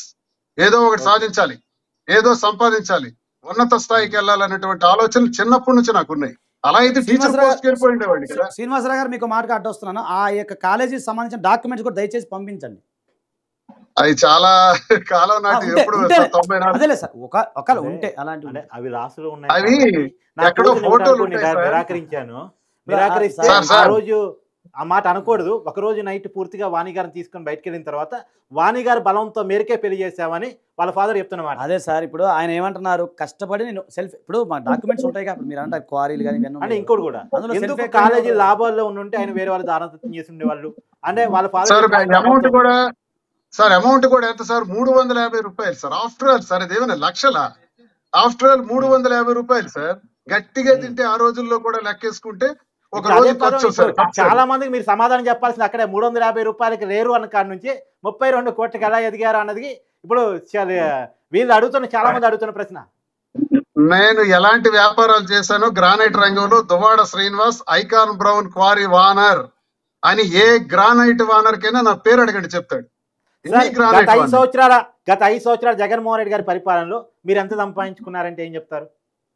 నేను లంచం తీసుకున్నా, అవినీతి చేసిన, భూ కబ్జాలు చేసున్నా, అధికార దుర్వినియోగం చేసిన అధికార పార్టీ తెలుగుదేశం. నిరూపించమనండి. నిరూపించమనండి కూడా, మంత్రి కూడా నిరూపించమనండి. నా మీద నిరూపించడానికి శక్తి లేకనే ఈ అంశాన్ని, కుటుంబ అంశాన్ని తీసుకొని గట్టిగా అధికార పార్టీ సపోర్ట్ చేస్తుంది వాణికి. వాణి భర్త పోటీ చేసేటప్పుడు సైకిల్ గుర్తు కోటేయించింది. వాణి తండ్రి కూడా సైకిల్ గుర్తు కోటేయించారు. ఇక్కడ తెలుగుదేశం వైసీపీలో ఉన్నారా, టీడీపీలో ఉన్నారా అని మీ అంచనా? వైసీపీ అని చెబుతారు, టీడీపీకి ఎన్నికల్లో సపోర్ట్ చేశారు. మీరు ఎవరికైనా టెక్కల్లో ఎంక్వైరీ చేయండి. రాఘవరావు మొన్న 24 మే నెల 13న జరిగిన ఎన్నికల్లో ఏ పార్టీకి చేశాడు, వాణి ఎవరికి చేస్తారని అడగండి సార్, అడిగి తెలుసుకోండి సార్. ఇంకోటి రాయర్ గారు మీరు చెప్పాలి, ఇప్పుడు అడల్టరీ సంబంధాలు చర్చకు వచ్చింది. అడల్టరీ సంబంధాలు అనేది విడాకులు ఇవ్వకుండా, అడల్టరీ సంబంధాలు అంటే సరే వివాహేతర సంబంధాలకు ఓ డెఫినేషన్ ఇచ్చే క్రమం సుప్రీంకోర్టు చెప్తే చెప్పొచ్చు కాక, కానీ కుటుంబాన్ని వదిలేసి, పిల్లలను వదిలేసి, భార్యను వదిలేసి వేరే వాళ్ళతో సహజీవనాలు చేయమని రిలేషన్స్ పెట్టుకొని ఏసోటు చెప్పదు. నేను చెప్పను, మీరు చెప్పండి. ఎవరు చెప్తారు సార్? కానీ చెప్పరు కదా. ఇక్కడ ఈ సంఘటనలో అంటే ఇప్పుడు మీరు ఖండించవచ్చు, కొంత అడల్టరీ సంబంధం కాదని ఇప్పుడు చెప్పొచ్చు, కానీ ఈ సంబంధం ఈ పేరు తీసుకొచ్చింది తను మీ క్లయింట్. కాదు సార్, మళ్ళీ చెప్తాను, మళ్ళీ క్లారిఫికేషన్ చెప్పండి. ఇప్పుడు ఆయన చెప్తే ఒకసారి మనం గమనించాలి. ఒక వ్యక్తి యొక్క మానసిక స్థితి అనేది చూసుకోవాలి. ఇప్పుడు ఎలా ఉంటుందంటే ఆమెకి సరైన అవగాహన లేనప్పుడు వాళ్ళు అడిగిన ప్రశ్నల్లో ఒక మాట అనుండొచ్చు, నీకు కాదంటలేదు. ఇప్పుడు ఏదైనా రుజువు చేయాలి. ఇప్పుడు మనం లీగల్ అంశాలకు వద్దాం. మీరు చెప్పేది వదిలేండి సార్, మీడియా పరంగా అవన్నీ ఒకటి సార్, పరంగా చెప్తాను, మీడియాలో చెప్పిన వార్తలు చెల్లవు. ఒకటి అది కూడా చెప్తాను, అక్కడ వస్తున్నా. అసలు అంత ఎందుకండి, పోలీస్ స్టేషన్లో ఒక అక్యూజ్డ్ చెప్పే కన్ఫెషన్ స్టేట్మెంట్ కోర్టులో చెల్లదు.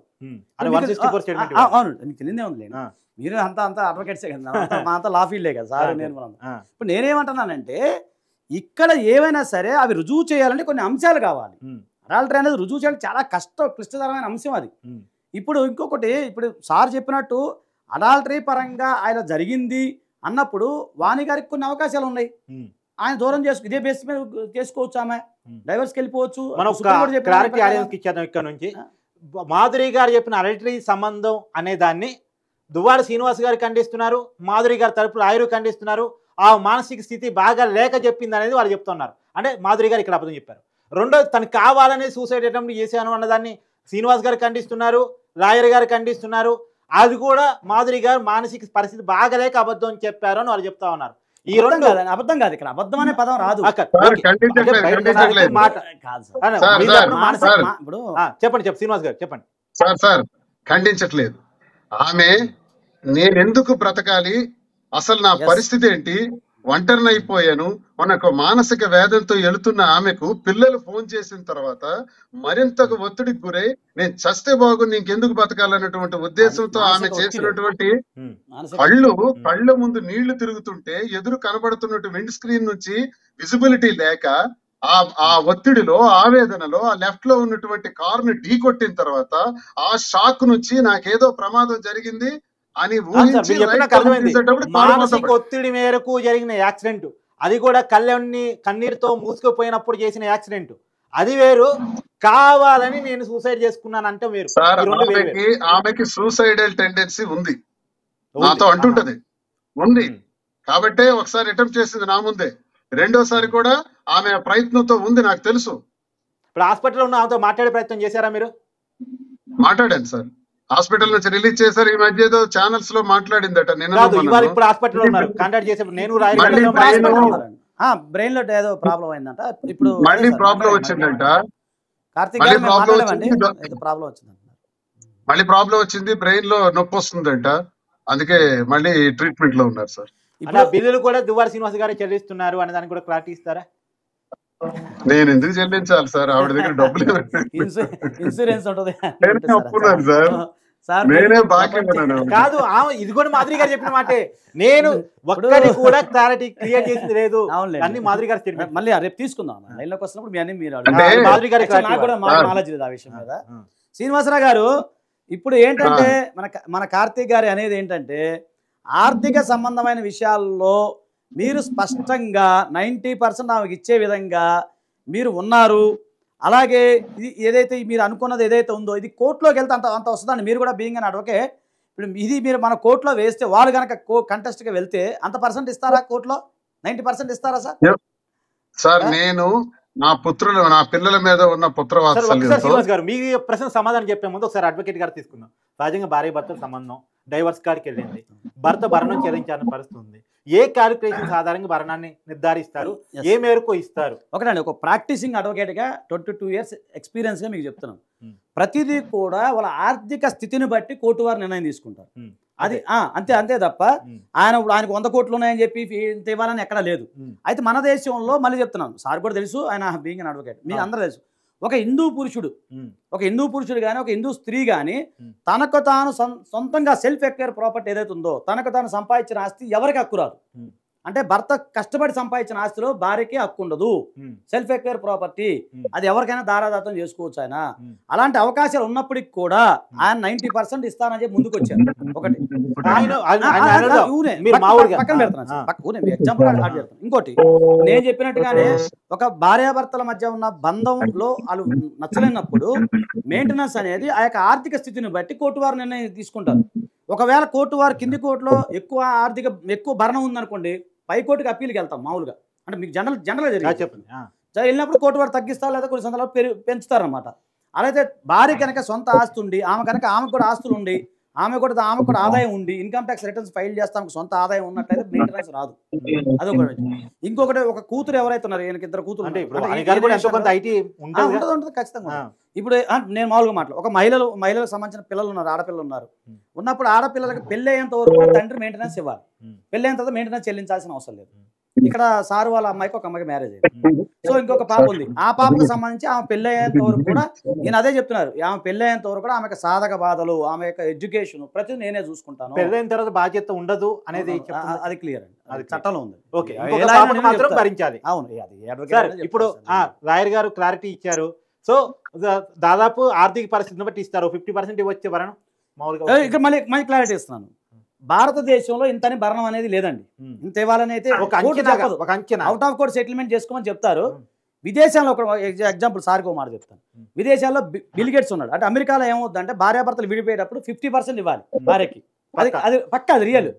మీకు బిల్ గేట్స్ గారు ఉన్నారు, ఆయన తన భార్యకి విడాకులు తీసుకున్నాడు. ఈ డ్యూ టు ఆర్డర్ గ్రౌండ్ తీసుకున్నప్పుడు అక్కడ కోర్టు వారు 50% ఇవ్వడం జరిగింది. మీరు అంతే ఇక్కడ 90% ఇస్తున్నాడు ఆయన. సార్ మీ నోటితో చెప్పండి. ఆయన చెప్తారు. శ్రీనివాసరావు గారు చెప్పండి సార్. మీరు 90% ఇస్తున్నారు కదా మీ ఆస్తి మొత్తంలో. నా ఆస్తిలో 90% ఇస్తున్నాను సార్. 10% విలువైనటువంటి ఆస్తిని మాత్రమే, 3 కోట్ల రూపాయల విలువైన ఆస్తిని మాత్రమే నాతో ఉంచుతాను, అది నేను ట్రాన్స్ఫర్ చేయను అని చెప్పాను సార్. ఇప్పుడు ఏంటి మరి, ఇక వివాదం 90% ఇస్తున్నప్పుడు ముగిసినట్టేనా ఏంటి పరిస్థితి? లేదు సార్, మేము కబురు పెట్టాము, ఇంకా అటు నుంచి మాకు స్పందన రాలేదు సార్. మా బ్రదర్ శ్రీధర్ స్పందన రాలేదు అనుకుంటున్నారు మీ అంచనా? ఆవిడ ఉద్దేశం నేను టెక్కల్లో ఉండకూడదు, ఆవిడ ఉద్దేశం నేను టెక్కల్లో ఉండకూడదు, ఎమ్మెల్సీగా ఉండకూడదు, ఇక్కడ రాజకీయాలు చేయకూడదు, అందుకే ఇల్లు కూడా నాకు ఉండకూడదు సార్. ఉద్దేశాలు వేరు సార్, ఆలోచనలు వేరు, మాట్లాడుతున్నది వేరు సార్. శ్రీనివాసరావు గారు క్లారిటీ ఇవ్వాలి మీరు. శ్రీనివాసరావు గారు ఇక్కడ జనాభా మన అందరికీ, అంటే నేను కూడా కామన్ మ్యాన్గా ఒక క్లారిటీ ఇవ్వాలి. మీరు 90% ఇస్తున్నా కూడా ఆమె రాకపోవడానికి ప్రధాన కారణం మీరు ప్రజలకు తెలియజేయాలి ఫస్ట్. నాకు అర్థం కావట్లేదు సార్. 90% ఇస్తానని నాకున్న ఆస్తులన్నీ డాక్యుమెంటరీ ఎవిడెన్సెస్ విత్ డాక్యుమెంట్ పరంగా నా పేరున ఏవైతే ప్రయత్నం చేస్తాను. ఈ రాజకీయ వారసురాలిగా కూతురుని ప్రకటించాలి. ఆ అమ్మాయి MBBS చదివి ఆ పెళ్ళైన అమ్మాయి ఎవరైతే ఉన్నారో తన్నే ప్రకటించాలి, కానీ మాధురిని ప్రొజెక్ట్ చేయకూడదు అనేది ఏమన్నా ఉందా అనేది ఒక చర్చ నడుస్తుంది. అది నిజమా కదా శ్రీనివాస్ గారు? లేదు, అలాంటివి రాలేదు మా ముందుకు, అలాంటివి రాలేదు. అయినా నా కూతురు అవుతామంటే నాకన్నా ఇష్టం ఎవరికి ఉంటుంది? నా కూతురు అవుతానంటే ఖచ్చితంగా నా కూతురు కోసం ఒళ్ళు వచ్చి గట్టిగా కష్టపడి గెలుపు కృషి చేస్తాను. ఓకే, మరి అంత సపోర్ట్ ఇస్తున్నారు కదా సార్ మీరు. అలా 90% అదిగా మీరు మీడియా వాళ్ళు మీరు తేల్చాలి. మీరు ఫోన్ చేయాలి, మీరు కూడా ఆన్లైన్ లో మాట్లాడాలి. సార్ చెప్పిన ఆయన క్లారిటీ చెప్తున్నాడు, దీనికి ఎండ్ చేద్దాం, దీన్ని ముగిద్దాం, జరిగింది ఏదో జరిగిపోయింది, 8 days గురించి వద్దు, అవి బ్లాక్ డేస్. ఇప్పుడు ఈ రోజు ఇండిపెండెన్స్ డే, మనకి ఇండిపెండెన్స్ రావాలి, స్వతంత్రం రావాలి, శ్రీనివాస్ గారికి ఇండిపెండెన్స్ రావాలి అని చెప్పి కోరుకున్నాం కదా. మీరు కూడా ఇండిపెండెన్స్ వచ్చిందా?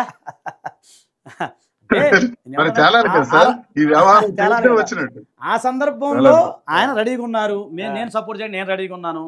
సరే అదేదన్నా ఇప్పుడు అక్కడ అవతల వ్యక్తి కూడా రావాలి కదా. ఇప్పుడు ఏం కాదు సార్, ఒకవేళ ఆయన ఇవ్వలేకపోయారు అనుకోండి, అనుకుందాం, ఏముంటది, వాళ్ళు కోర్టులో కేసు చేస్తారు. కేసు చేయాలంటే ఎన్ని సంవత్సరాలు పడుతుంది? ఆయన అడ్వకేట్ గా మీరు లా చదివిన వ్యక్తి, మీకు నేను లా, ఆయన అందరూ తెలిసిన విషయాలే. కోర్టులో వెళ్తే ఎన్ని రోజులు పడుతుంది మీరు చెప్పండి సార్. నేను మిమ్మల్ని క్వశ్చన్ చేస్తాను, ఎన్ని రోజులు పడుతుంది కేసు? సంవత్సరాలు పట్టింది, రోజులు కాదు, అందరూ మర్చిపోతాం కదా. అది అప్పటికి 90% ఇస్తా కోర్టు, 90% ఇస్తా. ఎక్కడ 90% అది క్లియర్. నేను అందుకే 50 years తెలియదు ఏముంది సార్. సో 90% ఎంత వస్తుంది ఆమెకి? సార్ మీరు 50% వచ్చినా ఆయన మంచిదే, 50% ఆయన సేవ్ అవుతాయి కదా. అయినప్పుడు కూడా అన్ని అవకాశాలు ఉండి కోర్టుకు వెళ్ళదు, కోర్టుకు వెళ్తే టైం వేస్ట్, డబ్బులు వేస్ట్, మానసిక ఒత్తిడి ఇవన్నీ వద్దు. నీకు మంచిగా పిలిచి మేము 90% మీకు ఇస్తాము. ఒకవేళ మీ అమ్మాయి గనక రెడీగా రేపు గనక ఎలక్షన్ మేము పోటీ చేస్తే నేను సపోర్ట్ చేస్తాను, నేను ఒళ్ళు వంచి కష్టపడి అమ్మాయిని నేను నా రాజకీయ ప్రస్థానానికి తీసుకొస్తానని చెప్పి ఆయన ఎంత గట్టిగా చెప్తున్నప్పుడు దానికి ఒక జర్నలిస్ట్ గా మీరు ఏమంటారు చెప్పండి. నేను కామన్ మ్యాన్ గా మిమ్మల్ని అడుగుతాను. ఇప్పటి వరకు ఉన్న చిన్న కంక్లూజన్ దాన్ని కూడా శ్రీనివాస్ గారు క్లారిటీ యాక్చువల్ గా మాధురి గారు మాత్రమే రాజకీయంగా వారసురారు, ఆమెను ప్రొజెక్ట్ చేస్తున్నారు. అందుకనే ట్రక్కలి గొడవంతా అసలు ఇష్యూ స్టార్టింగ్ అక్కడ. కానీ కూతురు వచ్చిన నేను సపోర్ట్ చేస్తాను ఒక్క వాణి గారికి తప్ప అని అంటున్నారు శ్రీనివాస్ గారు. ఏం సార్ ఇది మీ నోటితో ఒకసారి క్లియర్, అది రికార్డ్ అవుతుంది కదా సార్. కూతురు రాజకీయాల్లోకి వస్తే ఖచ్చితంగా నా మద్దతు కూతురికి చేస్తాను సార్. ఓకే సరే సార్, ఇది రికార్డ్ చేసుకోండి. రికార్డెడ్ అంతా అదే అంటున్నా, మళ్ళీ ఇప్పుడు కాదు భవిష్యత్తులో ఉంటే నేను మీకు సపోర్ట్ చేస్తా. ఒకవేళ సార్ మాట తప్పితే నేను మీకు సపోర్ట్ చేస్తా. ఓకేనా? ఇది క్లియర్ డీల్? అది క్లియర్ గా నేను కాదు, మీరు క్లియర్ ఉన్నారా? నేను క్లియర్ గా ఉన్నా, నేను డీల్ ఓకే, నేను చాలా క్లియర్ గా ఉన్నాను. అందుకే శ్రీనివాసరావు గారు ఎక్కడ లేని క్లారిటీని మనం టీవీ సాక్షిగా ఆయన ఇచ్చారు. వాళ్ళ కూతురు గనక రాజకీయాల్లోకి వస్తానంటే అంటే అక్కడ గొడవ ఉందని కొంతమంది అంటున్నారు కాబట్టి ఆ చర్చ నేను తీసుకుంటాను. ఒకటి సార్, కార్తీక్ గారు మీరు మంచి మిత్రులు, మన జర్నలిస్ట్ గా లాయర్ గా పక్కన పెట్టండి, ఆయన మంచి గురువు గారు. నేను ఏమంటున్నా, ఇక్కడ దాబరకం ఏం లేదు, క్రిస్టల్ క్లియర్ గా ఆయన ఏమంటున్నారు, నా రాజకీయ జీవితం అవసరమైతే నేను నాను దారపోసి నేను ఒక కొవ్వొత్తులా కరిగిపోతూ నా కూతురు జీవితాన్ని నేను వెలిగిస్తా.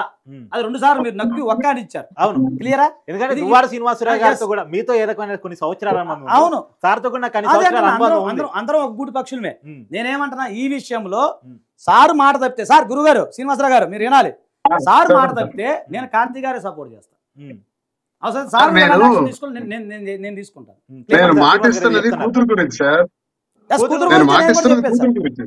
అదే సార్, ఇప్పుడు ఎవరమ్మా ఒకటే, ఇప్పుడు మా సోదరి సార్ శ్రీనివాసరావు, మా సోదరి, మా చెల్లికి మీరు మాట ఇచ్చారు, ఇచ్చినప్పుడే ఖచ్చితంగా సపోర్ట్ చేస్తా. ఏదైనా తేడా వస్తే కార్తీక్ గారు మీ ఇద్దరం ఏం యాక్షన్ తీసుకోవాలి మేమే తీసుకుంటాం. ఇన్ని కోట్లాది మంది లక్షలాది మంది చూస్తున్నారు, అందరు వినండి. కన్క్లూజన్ చేశారు సార్ మంచిగా, మన కార్తీక్ సార్ క్లియర్ చేశారు. ఆయన ఒకటే చెప్తాను, 90% వాటా ఇస్తాను. అలాగే మా చెల్లి ఎవరైతే రాజకీయాల్లో వస్తారో అవి సార్ గనక మాట తప్పితే, మా గురువు గారు శ్రీనివాసరావు గారు మాట తప్పితే మేము మా చెల్లి తరపున ఉంటాం, ఈయన ఉంటారు, నేను ఉంటాం, ఇద్దరం ఉంటాం, ఖచ్చితంగా సపోర్ట్ చేస్తాం. ఈ విషయంలో నో డౌట్. శ్రీనివాసరావు గారు, గురుగారు ఇది క్లియర్. వింటున్నారు అనుకుంటున్నాం. దాదాపుగా అన్ని క్లారిటీలు మీరు లైవ్ లోకి రాకపోయినప్పటికీ కూడా లైవ్ చూస్తున్నారు అని మేము అనుకుంటున్నాం. దాదాపుగా క్లారిటీలు ఇచ్చేసారు శ్రీనివాస్ గారు. ఇంకేమైనా ఉన్నా కానీ మీరు రండి, ముందుకు రండి. అవసరం అయితే ఆఫ్ ది రికార్డ్ అవసరం లేదు, డైరెక్ట్ లైవ్ లో చర్చిద్దాం. లైవ్ లోనే దువ్వాడ శ్రీనివాసరావు గారు ఇవ్వగాలి నన్ను క్లారిటీ ఇస్తున్నారు. నేను సంపాదించుకున్న ఆస్తిలో 90% ఇవ్వడం సిద్ధం. నిజానికి రాజకీయ వారసత్వం ఇబ్బంది అయితే నేను నా కూతురికి ఇవ్వడానికి కూడా సిద్ధం అని చెప్పి ఆయన క్లారిటీ ఇస్తున్నారు. మరి చూద్దాం, మీరు కూడా లైన్ లోకి రావాలని డేట్ చెప్తున్నా సార్. గురుగారు దయచేసి డేట్ చెప్తున్నా మీకు. ఇప్పుడు 6:30 ఆగస్టు 15, 2024 ఇండిపెండెన్స్ డే మనం టీవీ సాక్షిగా మా సోదరికి, మళ్ళీ చెప్తాను, మా సోదరికి మీరు కనుక అన్యాయం చేస్తే నాకు ప్రేమ ఉందనేది ఖచ్చితంగా మన సోదరి, మన సిస్టర్ సార్, ఆమెకు అన్యాయం చేస్తే మీ మీద నేను కేసు ఫైల్ చేస్తా. నేను మీ మీద యాక్షన్ చేస్తాను. డీల్ ఓకే కదా సార్? డీల్ ఓకే కదా? Deal okay, double okay, double okay. మీరు చెప్పాలి నాకు ఎప్పుడు ఓకే. ఆత్మసాక్షిగా చెప్పండి మీరు ఓకే కదా? ఖచ్చితంగా ఓకే. రైట్ సార్, ఇది క్లియర్. ఇది మొత్తం అందరికి తెలియాలి. ఇది మన జెన్యూనిటీ ఎంత ఉంది, శ్రీనివాసరావు గారు జెన్యూనిటీ ఆడబిడ్డకు కూడా మనం క్లారిటీ చేద్దాం. లైవ్ లో తను కూడా చూస్తుంటారని నేను అనుకుంటున్నాను. ఖచ్చితంగా అండి, మంచిదే కదా, మంచి శుభవార్తే కదా, మంచిదే కదా. ప్రజలందరూ చూస్తున్నారు, ప్రజలందరూ గమనిస్తున్నారు. ఈ రోజు ఆయన యొక్క వ్యక్తిత్వం సార్. ఒకటి సార్, చంద్రుడికి మేఘాలు అడ్డు వస్తాయి, అంత మాత్రానికి చంద్రకాంతి పోదు. సూర్యుడికి మేఘాలు వస్తాయి, అంత మాత్రానికి సూర్యుడి కాంతి పోదు. ఈ 8 రోజులు ఆయన బ్లాక్ డేస్, మేఘాలు వచ్చినాయి వెళ్ళిపోయినాయి. ఎవరి జీవితం ఉంటాయి కదా, అదేంటే అందుకని ఇండిపెండెన్స్ డే మనకి అందరికి స్వతంత్రం వచ్చింది. ఆ గురువు గారు ఆయన ఓపెన్ గా ఎప్పటి నుంచో చెప్తున్నారు, కానీ వినేవాళ్ళు లేరు. ఈ రోజు క్లారిటీ వచ్చింది, ఎవరు మంచి వాళ్ళు, ఎవరు చెడ్డ వాళ్ళు, ఎవరు అధికారం కోసం పోరాడుతున్నారు, ఎవరు డబ్బు కోసం పోరాడుతున్నారు అనేది మనకి మీకు క్లియర్ గా మీ ఛానల్ ద్వారా అందరికి వ్యక్తమైందని నేను అనుకుంటున్నాను. అది జనం చూస్తారు, అదే నేను అనుకుంటున్నాను. నేను just I'm thinking. Okay, thank you Srinivas గారు, థ్యాంక్ యూ Thank you. గారు.